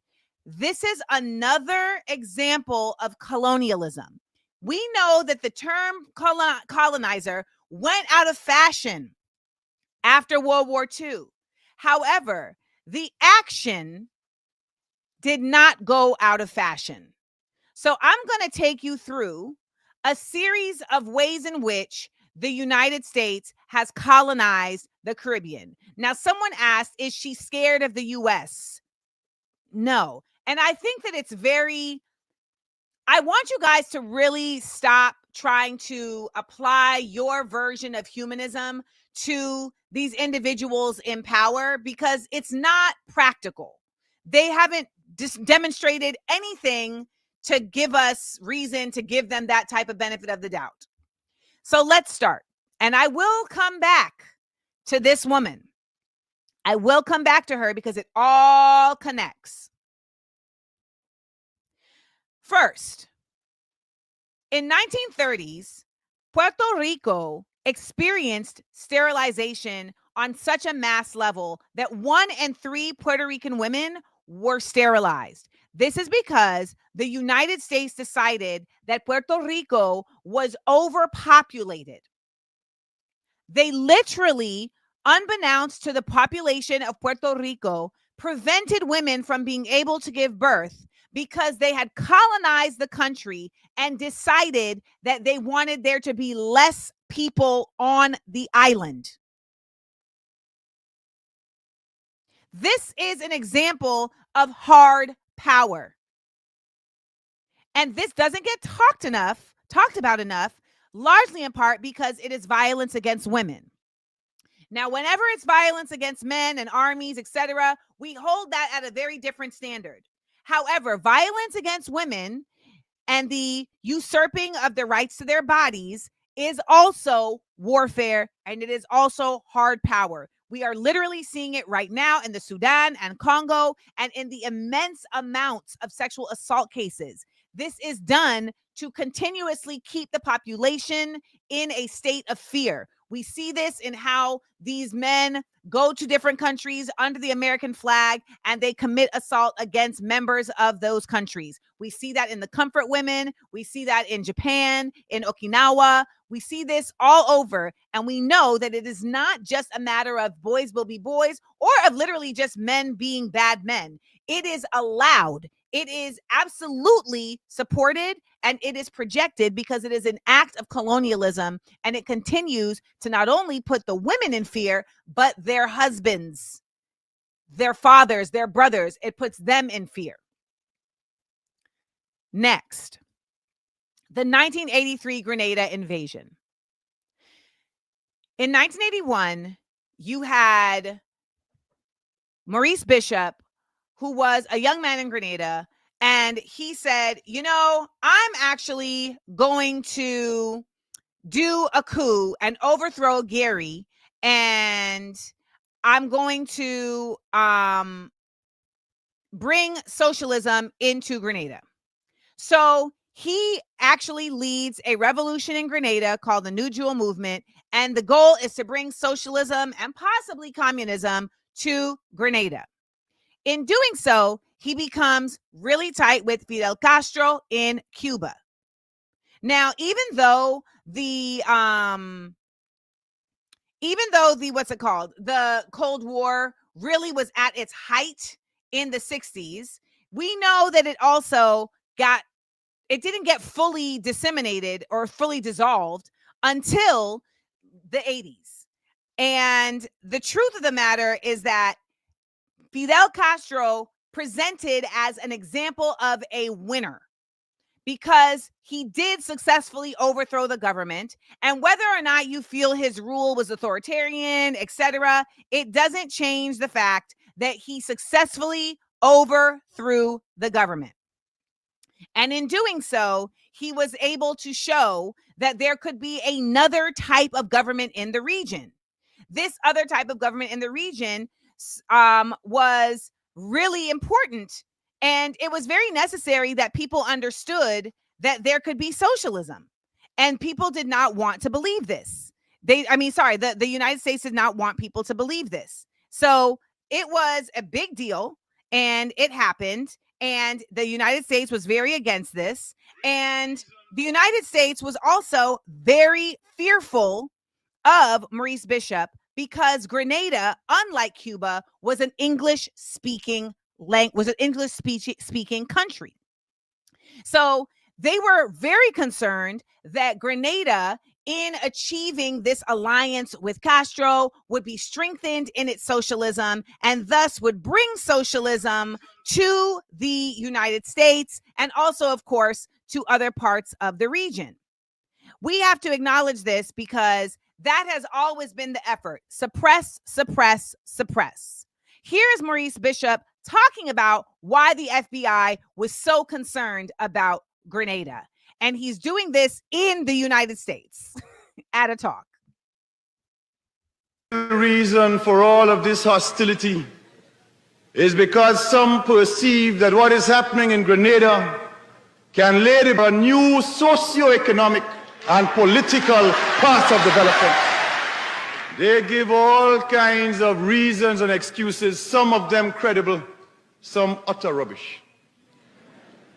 There's an interesting one that we saw very recently in a secret report of the State Department. I want to tell you about that one, so you can reflect on that one. That secret report made this point, that Grenada is different to Cuba and Nicaragua, and the Grenada Revolution is in one sense even worse, I'm using their language, than the Cuban and Nicaraguan revolutions, because the people of Grenada and the leadership of Grenada speaks English and therefore can communicate directly to the people of the United States. I can see from your applause, sisters and brothers, that you agree with the report. But I want to tell you what that same report also said, and said that also made us very dangerous. And that is that the people of Grenada and the leadership of Grenada are predominantly black. They said that 95% of our population is black, and they had a correct statistic. So we must also acknowledge, again, that blackness has been at a center position in the colonizing of this region and suppression. When people try and make it like race doesn't matter, it's about economy, you're ignoring the fact that race has been an integral tool to upholding economy and to suppressing, okay? That's not by accident. That's also because the fact is that when people were stolen and trafficked across these waters and brought to these nations, they didn't do so quietly. There is a DNA within us that still says we need to get ours. And many of the people in the Caribbean and in South America were not about that life. And they actually were Maroons, and they fought and they escaped and they started their own organizations, their own company. They did start their own companies, their own tribes, etc. So we cannot discount that they know that that racial unity is absolutely an aspect that they need to continue to suppress. And so in doing so, they came into Grenada in 1983. They actually got in between Maurice Bishop and his partner, Bernard Cord. Bernard Cord flipped. Next thing you know, Maurice Bishop was killed in front of a firing squad. We don't even know where his body is to this day. They also put his pregnant girlfriend in front of a firing squad. And we also know that in 1983, they invaded using a soft power technique. Grenada does not have a military base. However, in Fidel Castro building our airport, they tried to say that that was a military base being built by Cuba. Grenada does not have a U.S. military base, but it does have a medical school. And the medical school in Grenada is very strongly founded by Americans and attended by Americans. Thus, they used the presence of Americans at the medical school as a manufactured consent to then invade Grenada and decide, well, we have to come in here because we have Americans here and you guys are spreading communism and we can't have that. This is an example of soft power leading to hard power. The 1994 NAFTA deal. So the North American Free Trade Agreement was essentially an agreement made between Mexico, Canada, and the United States that cut off trade with everyone else in the Caribbean and made it so that these countries were just trading between each other, which again made it white on white on white. And if you think Mexico doesn't have white people, you're bugging. Okay? Mexico absolutely has its own elite. And those capitalist elite really are not with it. They do not like any of this nonsense. So those folks all aligned with each other and got together, and it created a huge economic shift in the region. The Caribbean was no longer able to sustain as a part of trade. Grenada had been the number 2 trader for spices after India. That's why we have a literal nutmeg on our flag. And after NAFTA, that was a wrap. So that limited the ability to trade from agriculture. It limited the ability for them to control their prices. And it made it so that they now controlled what the prices were for these items across the world. When we talk about the Banana Republic, that is them deciding that bananas should only cost a certain amount. And if these countries in Central America were going to change the prices, then they were going to change the actual power structure in those countries. You think sometimes that this is only about oil? They want to control everything. And if you look at the colonization of Africa, you understand it's not simply just about controlling oil and uranium. They wanted to control the rubber. They want to control the white beans. They want to control everything. Tobacco, sugarcane, everything is able to be financialized. Everything. When we talk about the Caribbean and the 1994 NAFTA deal, it was a huge blow that has forever shifted the ability of the Caribbean to be sovereign. And thus, it has to be intrinsically attached to the United States. This is also when we see tourism take a huge boom.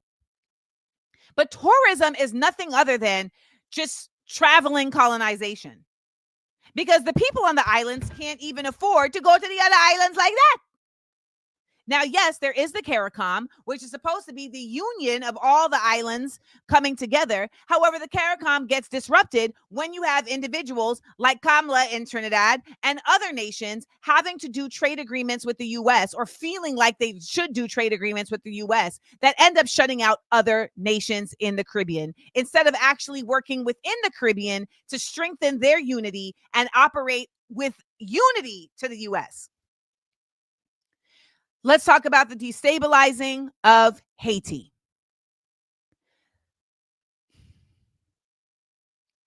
The United States has been committed from even the Lincoln era to keeping the Caribbean, and specifically Haiti, from ever thinking for a second that it can rise back up. Let me just take a moment. When people say statements like this, Caribbean is not going to achieve solidarity, corrupt leadership, and proximity to the U.S. are immutable obstacles, I have a real frustration with people like you, because you haven't lived forever and you're not going to live forever. You're speaking in forevers that you have no real ability to stand on. And you are infusing your own defeatism while heralding the United States as some insurmountable enemy, which is just simply not the case. And anytime you bring that energy into the conversation, I am going to call you out, because that is the same energy of Harriet Tubman's husband, who told her, don't run away. It's better that you stay with your master who knows you than going and getting in trouble. Now you've got someone else here who says, but he ain't wrong. And I have no idea why you all are so committed to thinking you're right. And I consider you to be ops. So Rolando, please remove them. Remove people in here who do not believe that we can make any change, because I don't want that energy in this space. I am not saying the change will happen today. I'm not saying it can happen tomorrow, but I will never for a second give the United States and colonialism the power of believing that it is impervious to harm. Never again. Even having an inkling of that is a cancer that spreads. Get that op mindset out of here. The destabilizing of Haiti is largely put and grounded in the fact that, of course, Haiti was the first to achieve independence from its colonizer. Unfortunately, it has never been able to achieve true independence because they have consistently kept it destabilized. They have consistently invaded its shores, both in physical form and in other deleterious methods. For instance, Israel has provided Haiti with Haitian militias and Haitian gangs with actual weapons to keep them destabilized. We have the CIA, which has consistently gone in and taken out whoever they feel like is trying to bring Haiti to sovereignty. We had former economics advisor Jeffrey Sachs on the show, who said straight up that Moissy, who is pictured here, told him they're coming to get me. And he was like, no, the CIA is not coming to get you. And then he got murked. And now you see Jeffrey all over the world trying to tell people these folks is a problem. Don't trust them. Don't trust them. France has been stealing from Haiti since Haiti got its independence. We also have to acknowledge the ways in which there have been direct infringement upon their food sovereignty. And I want to keep coming back to food sovereignty. A people who cannot feed themselves are slaves. It may not be to the extent to which we were an enslaved people working in the cane fields, but we are still in the same way run by a higher hand that determines whether or not we can care for ourselves and how we can care for ourselves. Bill Clinton, in his imperialist mindset, decided this is what we're going to do with you all, Haiti. The Haitians who were at the top, and again, there are always going to be people at the top who will sell out their people. The people at the top said, all right, we're going to rock with you, and we're going to actually become an import business. And so they made deals with the United States and NAFTA to be an import-only business, even though Haiti had a large agrarian business of rice. So now you had Haitians who, instead of eating their own rice, were importing rice from Arkansas and from Thailand. You'll see here that these bags say product of Thailand, but you'll notice that the imagery on them and the writing on them makes it seem as though they are actually from Haiti. That is not by accident. Bill Clinton eventually came and actually apologized. Now, I will not front. I have not been able to get deep in the weeds for what the real reason why he apologized is. But here he is saying, my bad, Haiti.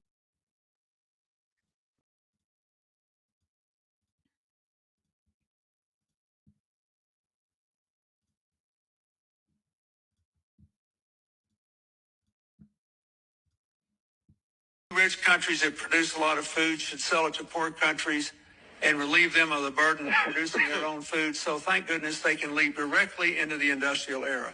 It has not worked. It's maybe been good for some of my farmers in Arkansas, but it has not worked. It was a mistake. It was a mistake that I was a party to. I am not pointing the finger at anybody. I did that. I had to live every day with the consequences of the lost capacity.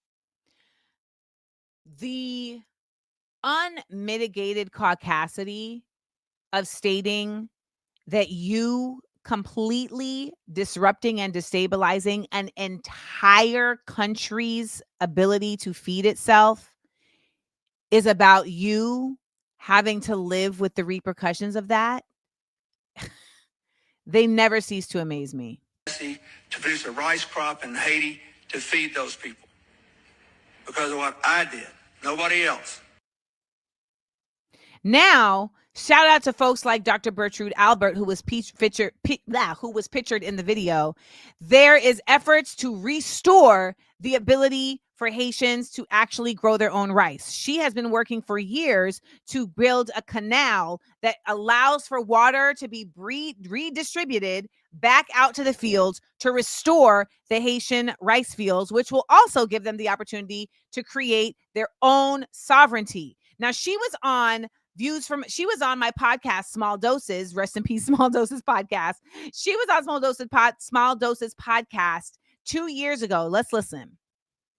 A big fear of Haiti. Even today, some might say, like, well, slavery is abolished. Why would the United States fear Haiti? A lot of people don't know. In 2004, Haitian President Aristide, the first democratically elected president, Aristide, he was overthrown. And the two players that orchestrated this coup d'etat was the United States and France. But why did they do that? It's because Aristide, he stood before the UN, he stood before the world and said, Haiti had to pay an indemnity. We paid the equivalent of $21 billion for our freedom. France forced us to pay this money. And now the calculations are it's between $21 billion to $30 billion. France must pay Haiti back. And so there's this big fear now. If France pays Haiti back, what about the other former colonies? What about Black people in the United States and the reparation that they're owed for slavery? And so if you destabilize Haiti, if you take Aristide out of power, that discussion ends. And essentially, it did end.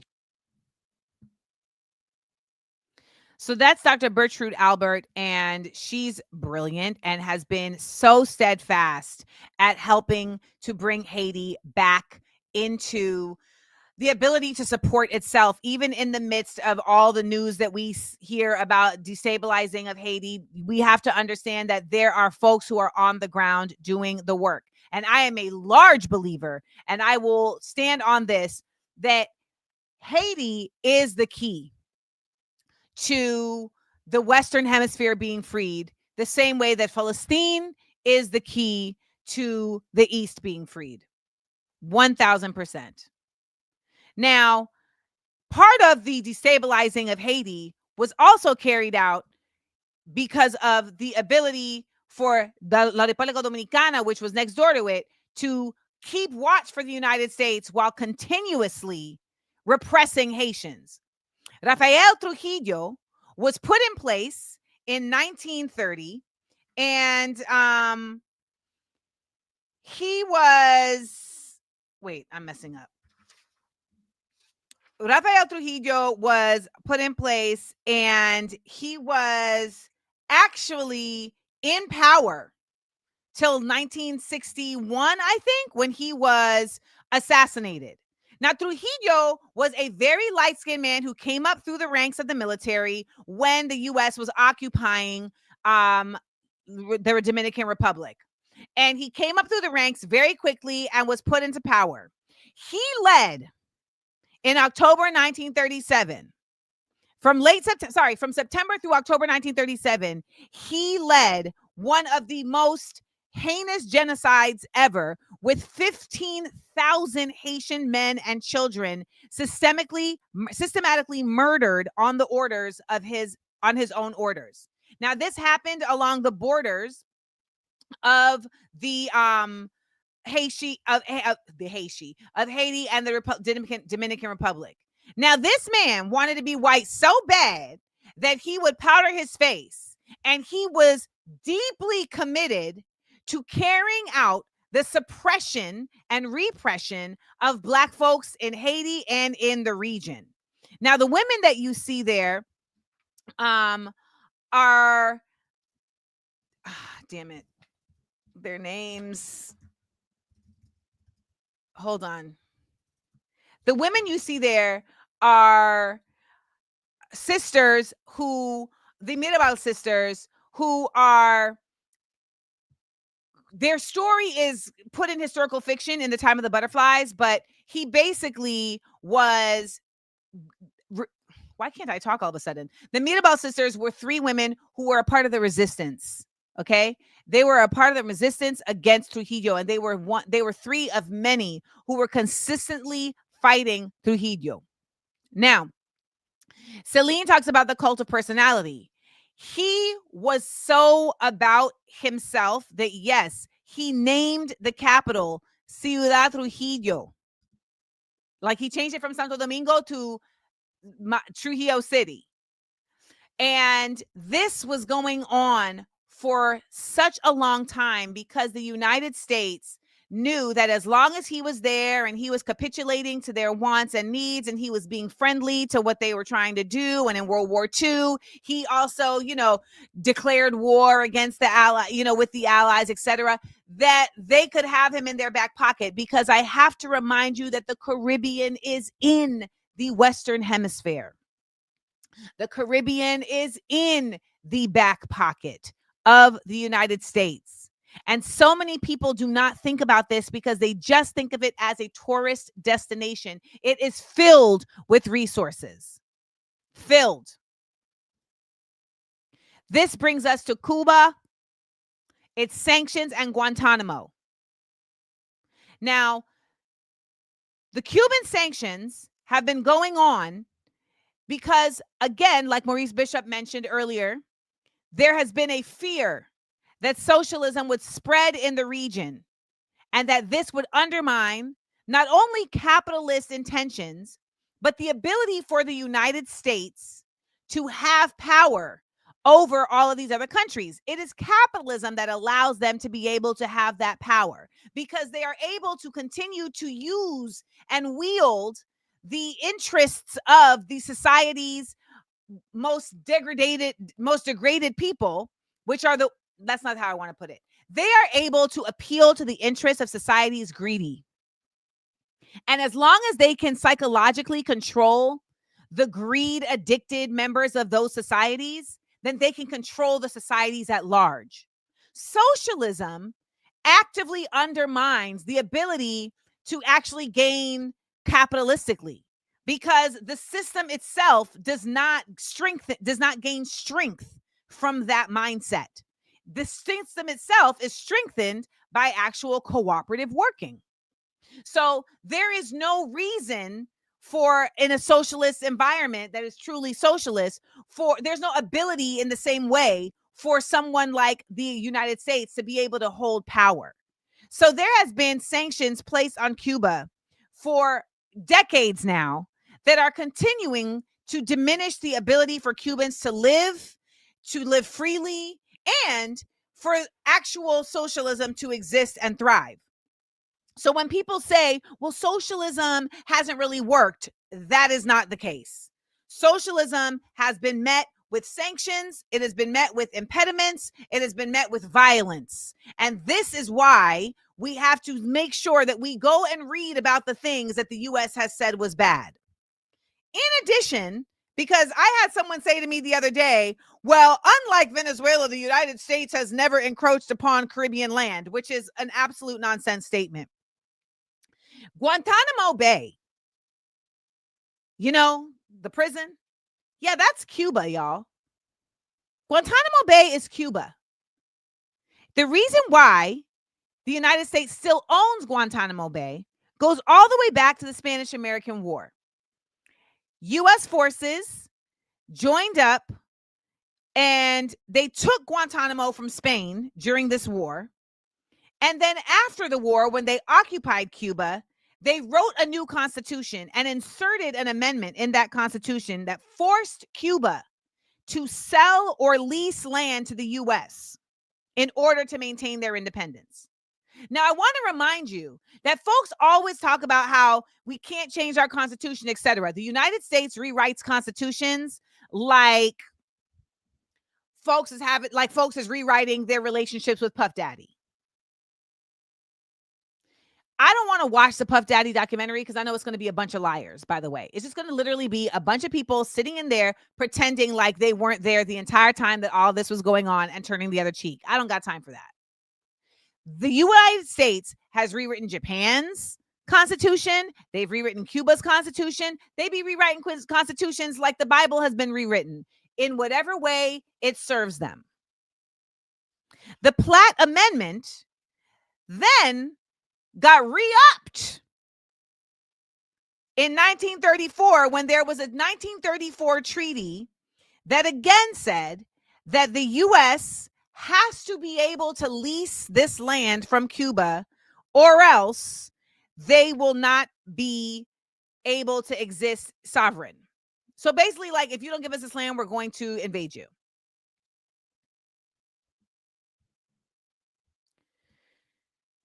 This brings us to our beginning. Now, this is the Prime Minister of Trinidad and Tobago. Her name is Kamala Prasad Bisesar. And she is a member of the United National Congress. Now, there are two main parties in Trinidad: the United National Congress, which is mostly Indian, and the People's National Movement, which is mostly Afro-Caribbean, aka Black. I just want to replay what she said in the beginning to refresh your memory about where I'm about to go with this. You worry about radar and you worry about Venezuela. Don't worry. And I'll tell you something, you know. I think it's the height of hypocrisy and unkindness that there are people in our country who want to fight the Americans. Tonight, I say it again, I stand in bilateral relationships with the United States of America. They are amongst our oldest trading partners, one.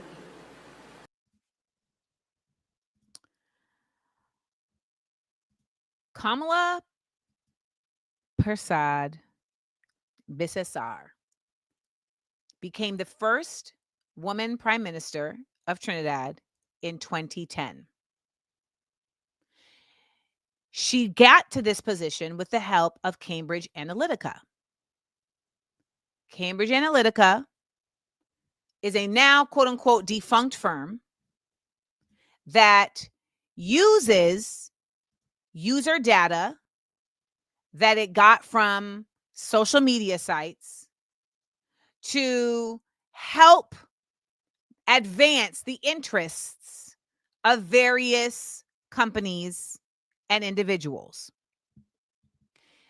Among its founders and board members was Steve Bannon. As you know, Steve Bannon is a longtime confidant and member of Donald Trump's inner circle. He was not the sole owner, but it was also largely owned by Republican mega donor Robert Mercer and family.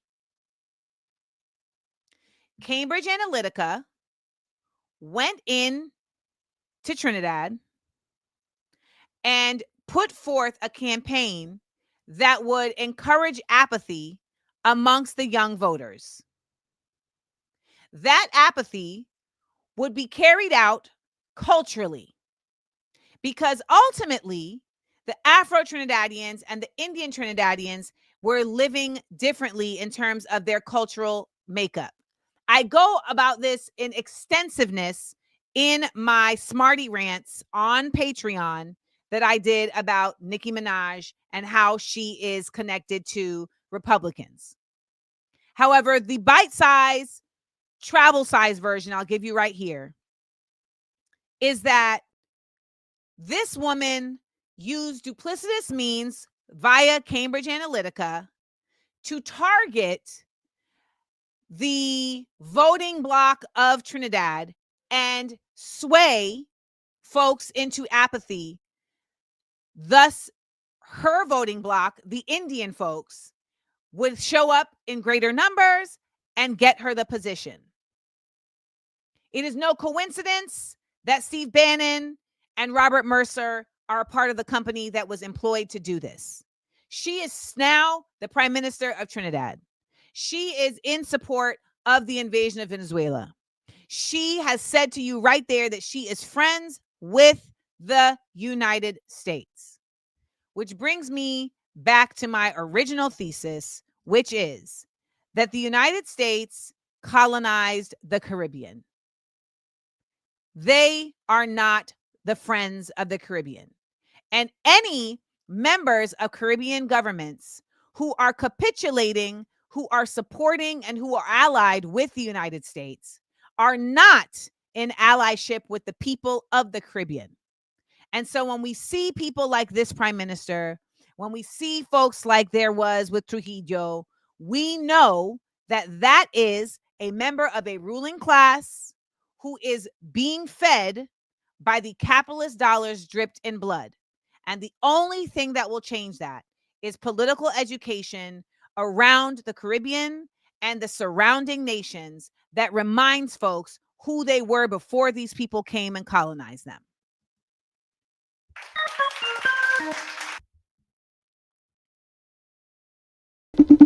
I'm excited. Yeah, welcome to our store. Thank you, boo boy. I love you. I am someone who loves their neighbor. Right there, that's it. Whoa!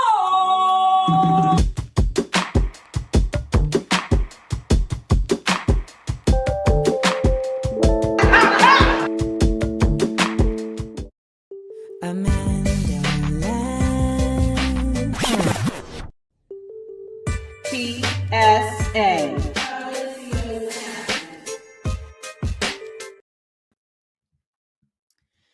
So I know some people might think, well, why are you so against Christmas? And it's not that I'm so against Christmas. What I am against, though, is continuing to behave the same way that we have, knowing that this is not the same world that I thought I was in. I have always understood that along with Newton's law, the second law, I think it's the second law that says to every action, there's an equal and opposite reaction. I know that nothing changes if you don't change. And unfortunately, not enough of us really understand this dynamic. And so we are waiting for things to shift, even though we are not shifting. Something that may seem small can be a massive shift when everyone's doing it. So I don't want to continue to celebrate Christmas. It doesn't mean anything to me. It used to really just be about my mom and I and what we would do in celebration. However, our relationship has changed. And also my relationship to this country, to capitalism, to nonsensical holidays, all of that has changed. And thus, I cannot continue to behave in the same fashion. So I encourage all of us to look at the ways in which we are continuing to carry forth the same behaviors while still continuing to want things to change. And that doesn't just have to be on a geopolitical or on a political or on a governmental situation. That can also be in your relationship. That can be in your romantic relationship. That can be in your relationship to your friends, your relationship to your kids, your family. That can be in your relationship to yourself. The other reality is that you have to understand that when things change, you're not always going to be sure of how they're going to change. You can't really control that. What you control, though, is your actions pushing and your actions responding. And unless we are challenging ourselves to demonstrate to ourselves that we can create change, that we can shift, that we can actually be the ones that are making decisions and choices, that we have agency, unless we can define that by our actions, we will never have the confidence to demand it of other people. We will never have the confidence to demand it of ourselves, to demand of our politics, of our government, of our world. So tomorrow, feel free to join us and the SEAL Squad for our non-Christmas Christmas. It'll be a day of programming that gets you out of the holidays, but into community. And we hope to see you there. Are you so over and not about Christmas, but also know that on that day you don't want to be by yourself? Not a problem. For just $5, you can join us over at the SEAL Squad for our non-Christmas Christmas. We'll ease into the day starting at noon. Blending a cleanse. I found this nice little recipe that is multi-beneficial. So we're going to talk about all the things and all the ways in which we can be beneficial to ourselves in the upcoming year. At 4 o'clock, when everyone's sitting down for dinner, we're going to be sitting down to watch Sinners. And I'm going to do a pause and play of giving my commentary for this classic film that was really the best part of 2025. And then we're going to close out our night with a color and vibe. Now, this is where I open the Zoom and everybody can join and get their crafts on and chit chat or not chat, but basically just be in community.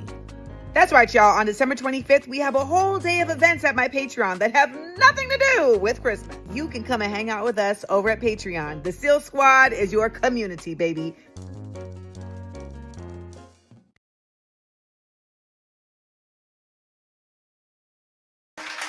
All right, now, that's the show. Hope everybody had a good time with us today. Wearing my Ryan Coogler frames. We're going to be watching Sinners tomorrow. I'll be wearing these glasses just to feel like I'm really in my Coogler element. So I hope y'all will come and join us. Because, it's going to be really good because, he shot it on 18 millimeters or something like that. Y'all remember, you can show your love by dropping some money in the Cash App or by subscribing to Patreon. You can also drop a super. And if you don't want to do any of those things, because money is tight, at least subscribe to the newsletter. Because you can do that for the free ski. But that helps us stay in touch when the inevitable separation happens between all of these platforms and us. Because if you think they're going to continue to let me educate you like this, baby, I already see the writing on the wall. But I want to shout out everybody who has supported and who continues to join us every Monday at 10 a.m. Eastern for Views from Amandaland. This is not something I do just, for shits and giggles. I do this because I understand how much political education has empowered my life, and I hope to be able to pay it forward to you all to be able to empower your lives. Remember, we will be able to join tomorrow. If you have the day off, you can join all day. If you don't, just join us when you can. And I will be shipping some orders today, so look out for those. The newsletter is not Substack. The newsletter is at amandaseals.com.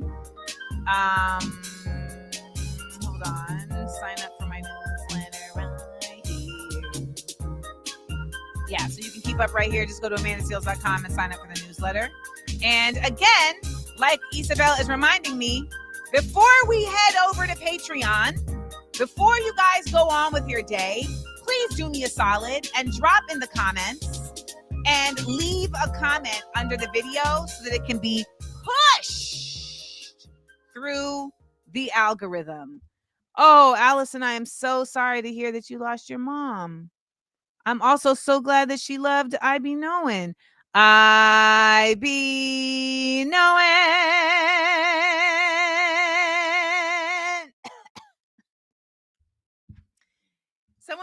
Someone said on my Instagram the other day, like, yo, you low-key a comedian. And I was like, oh, child. You low-key a comedian is nuts. Okay, polka dots. Man, you guys, it's time to see you over there at Patreon. For those of you who are ending your day with us right now, wishing you the best. Remember, we are each other's business. When we look out for each other, we lift each other up. And I always got to leave y'all with, actually, wait. I'm not going to see you till next year.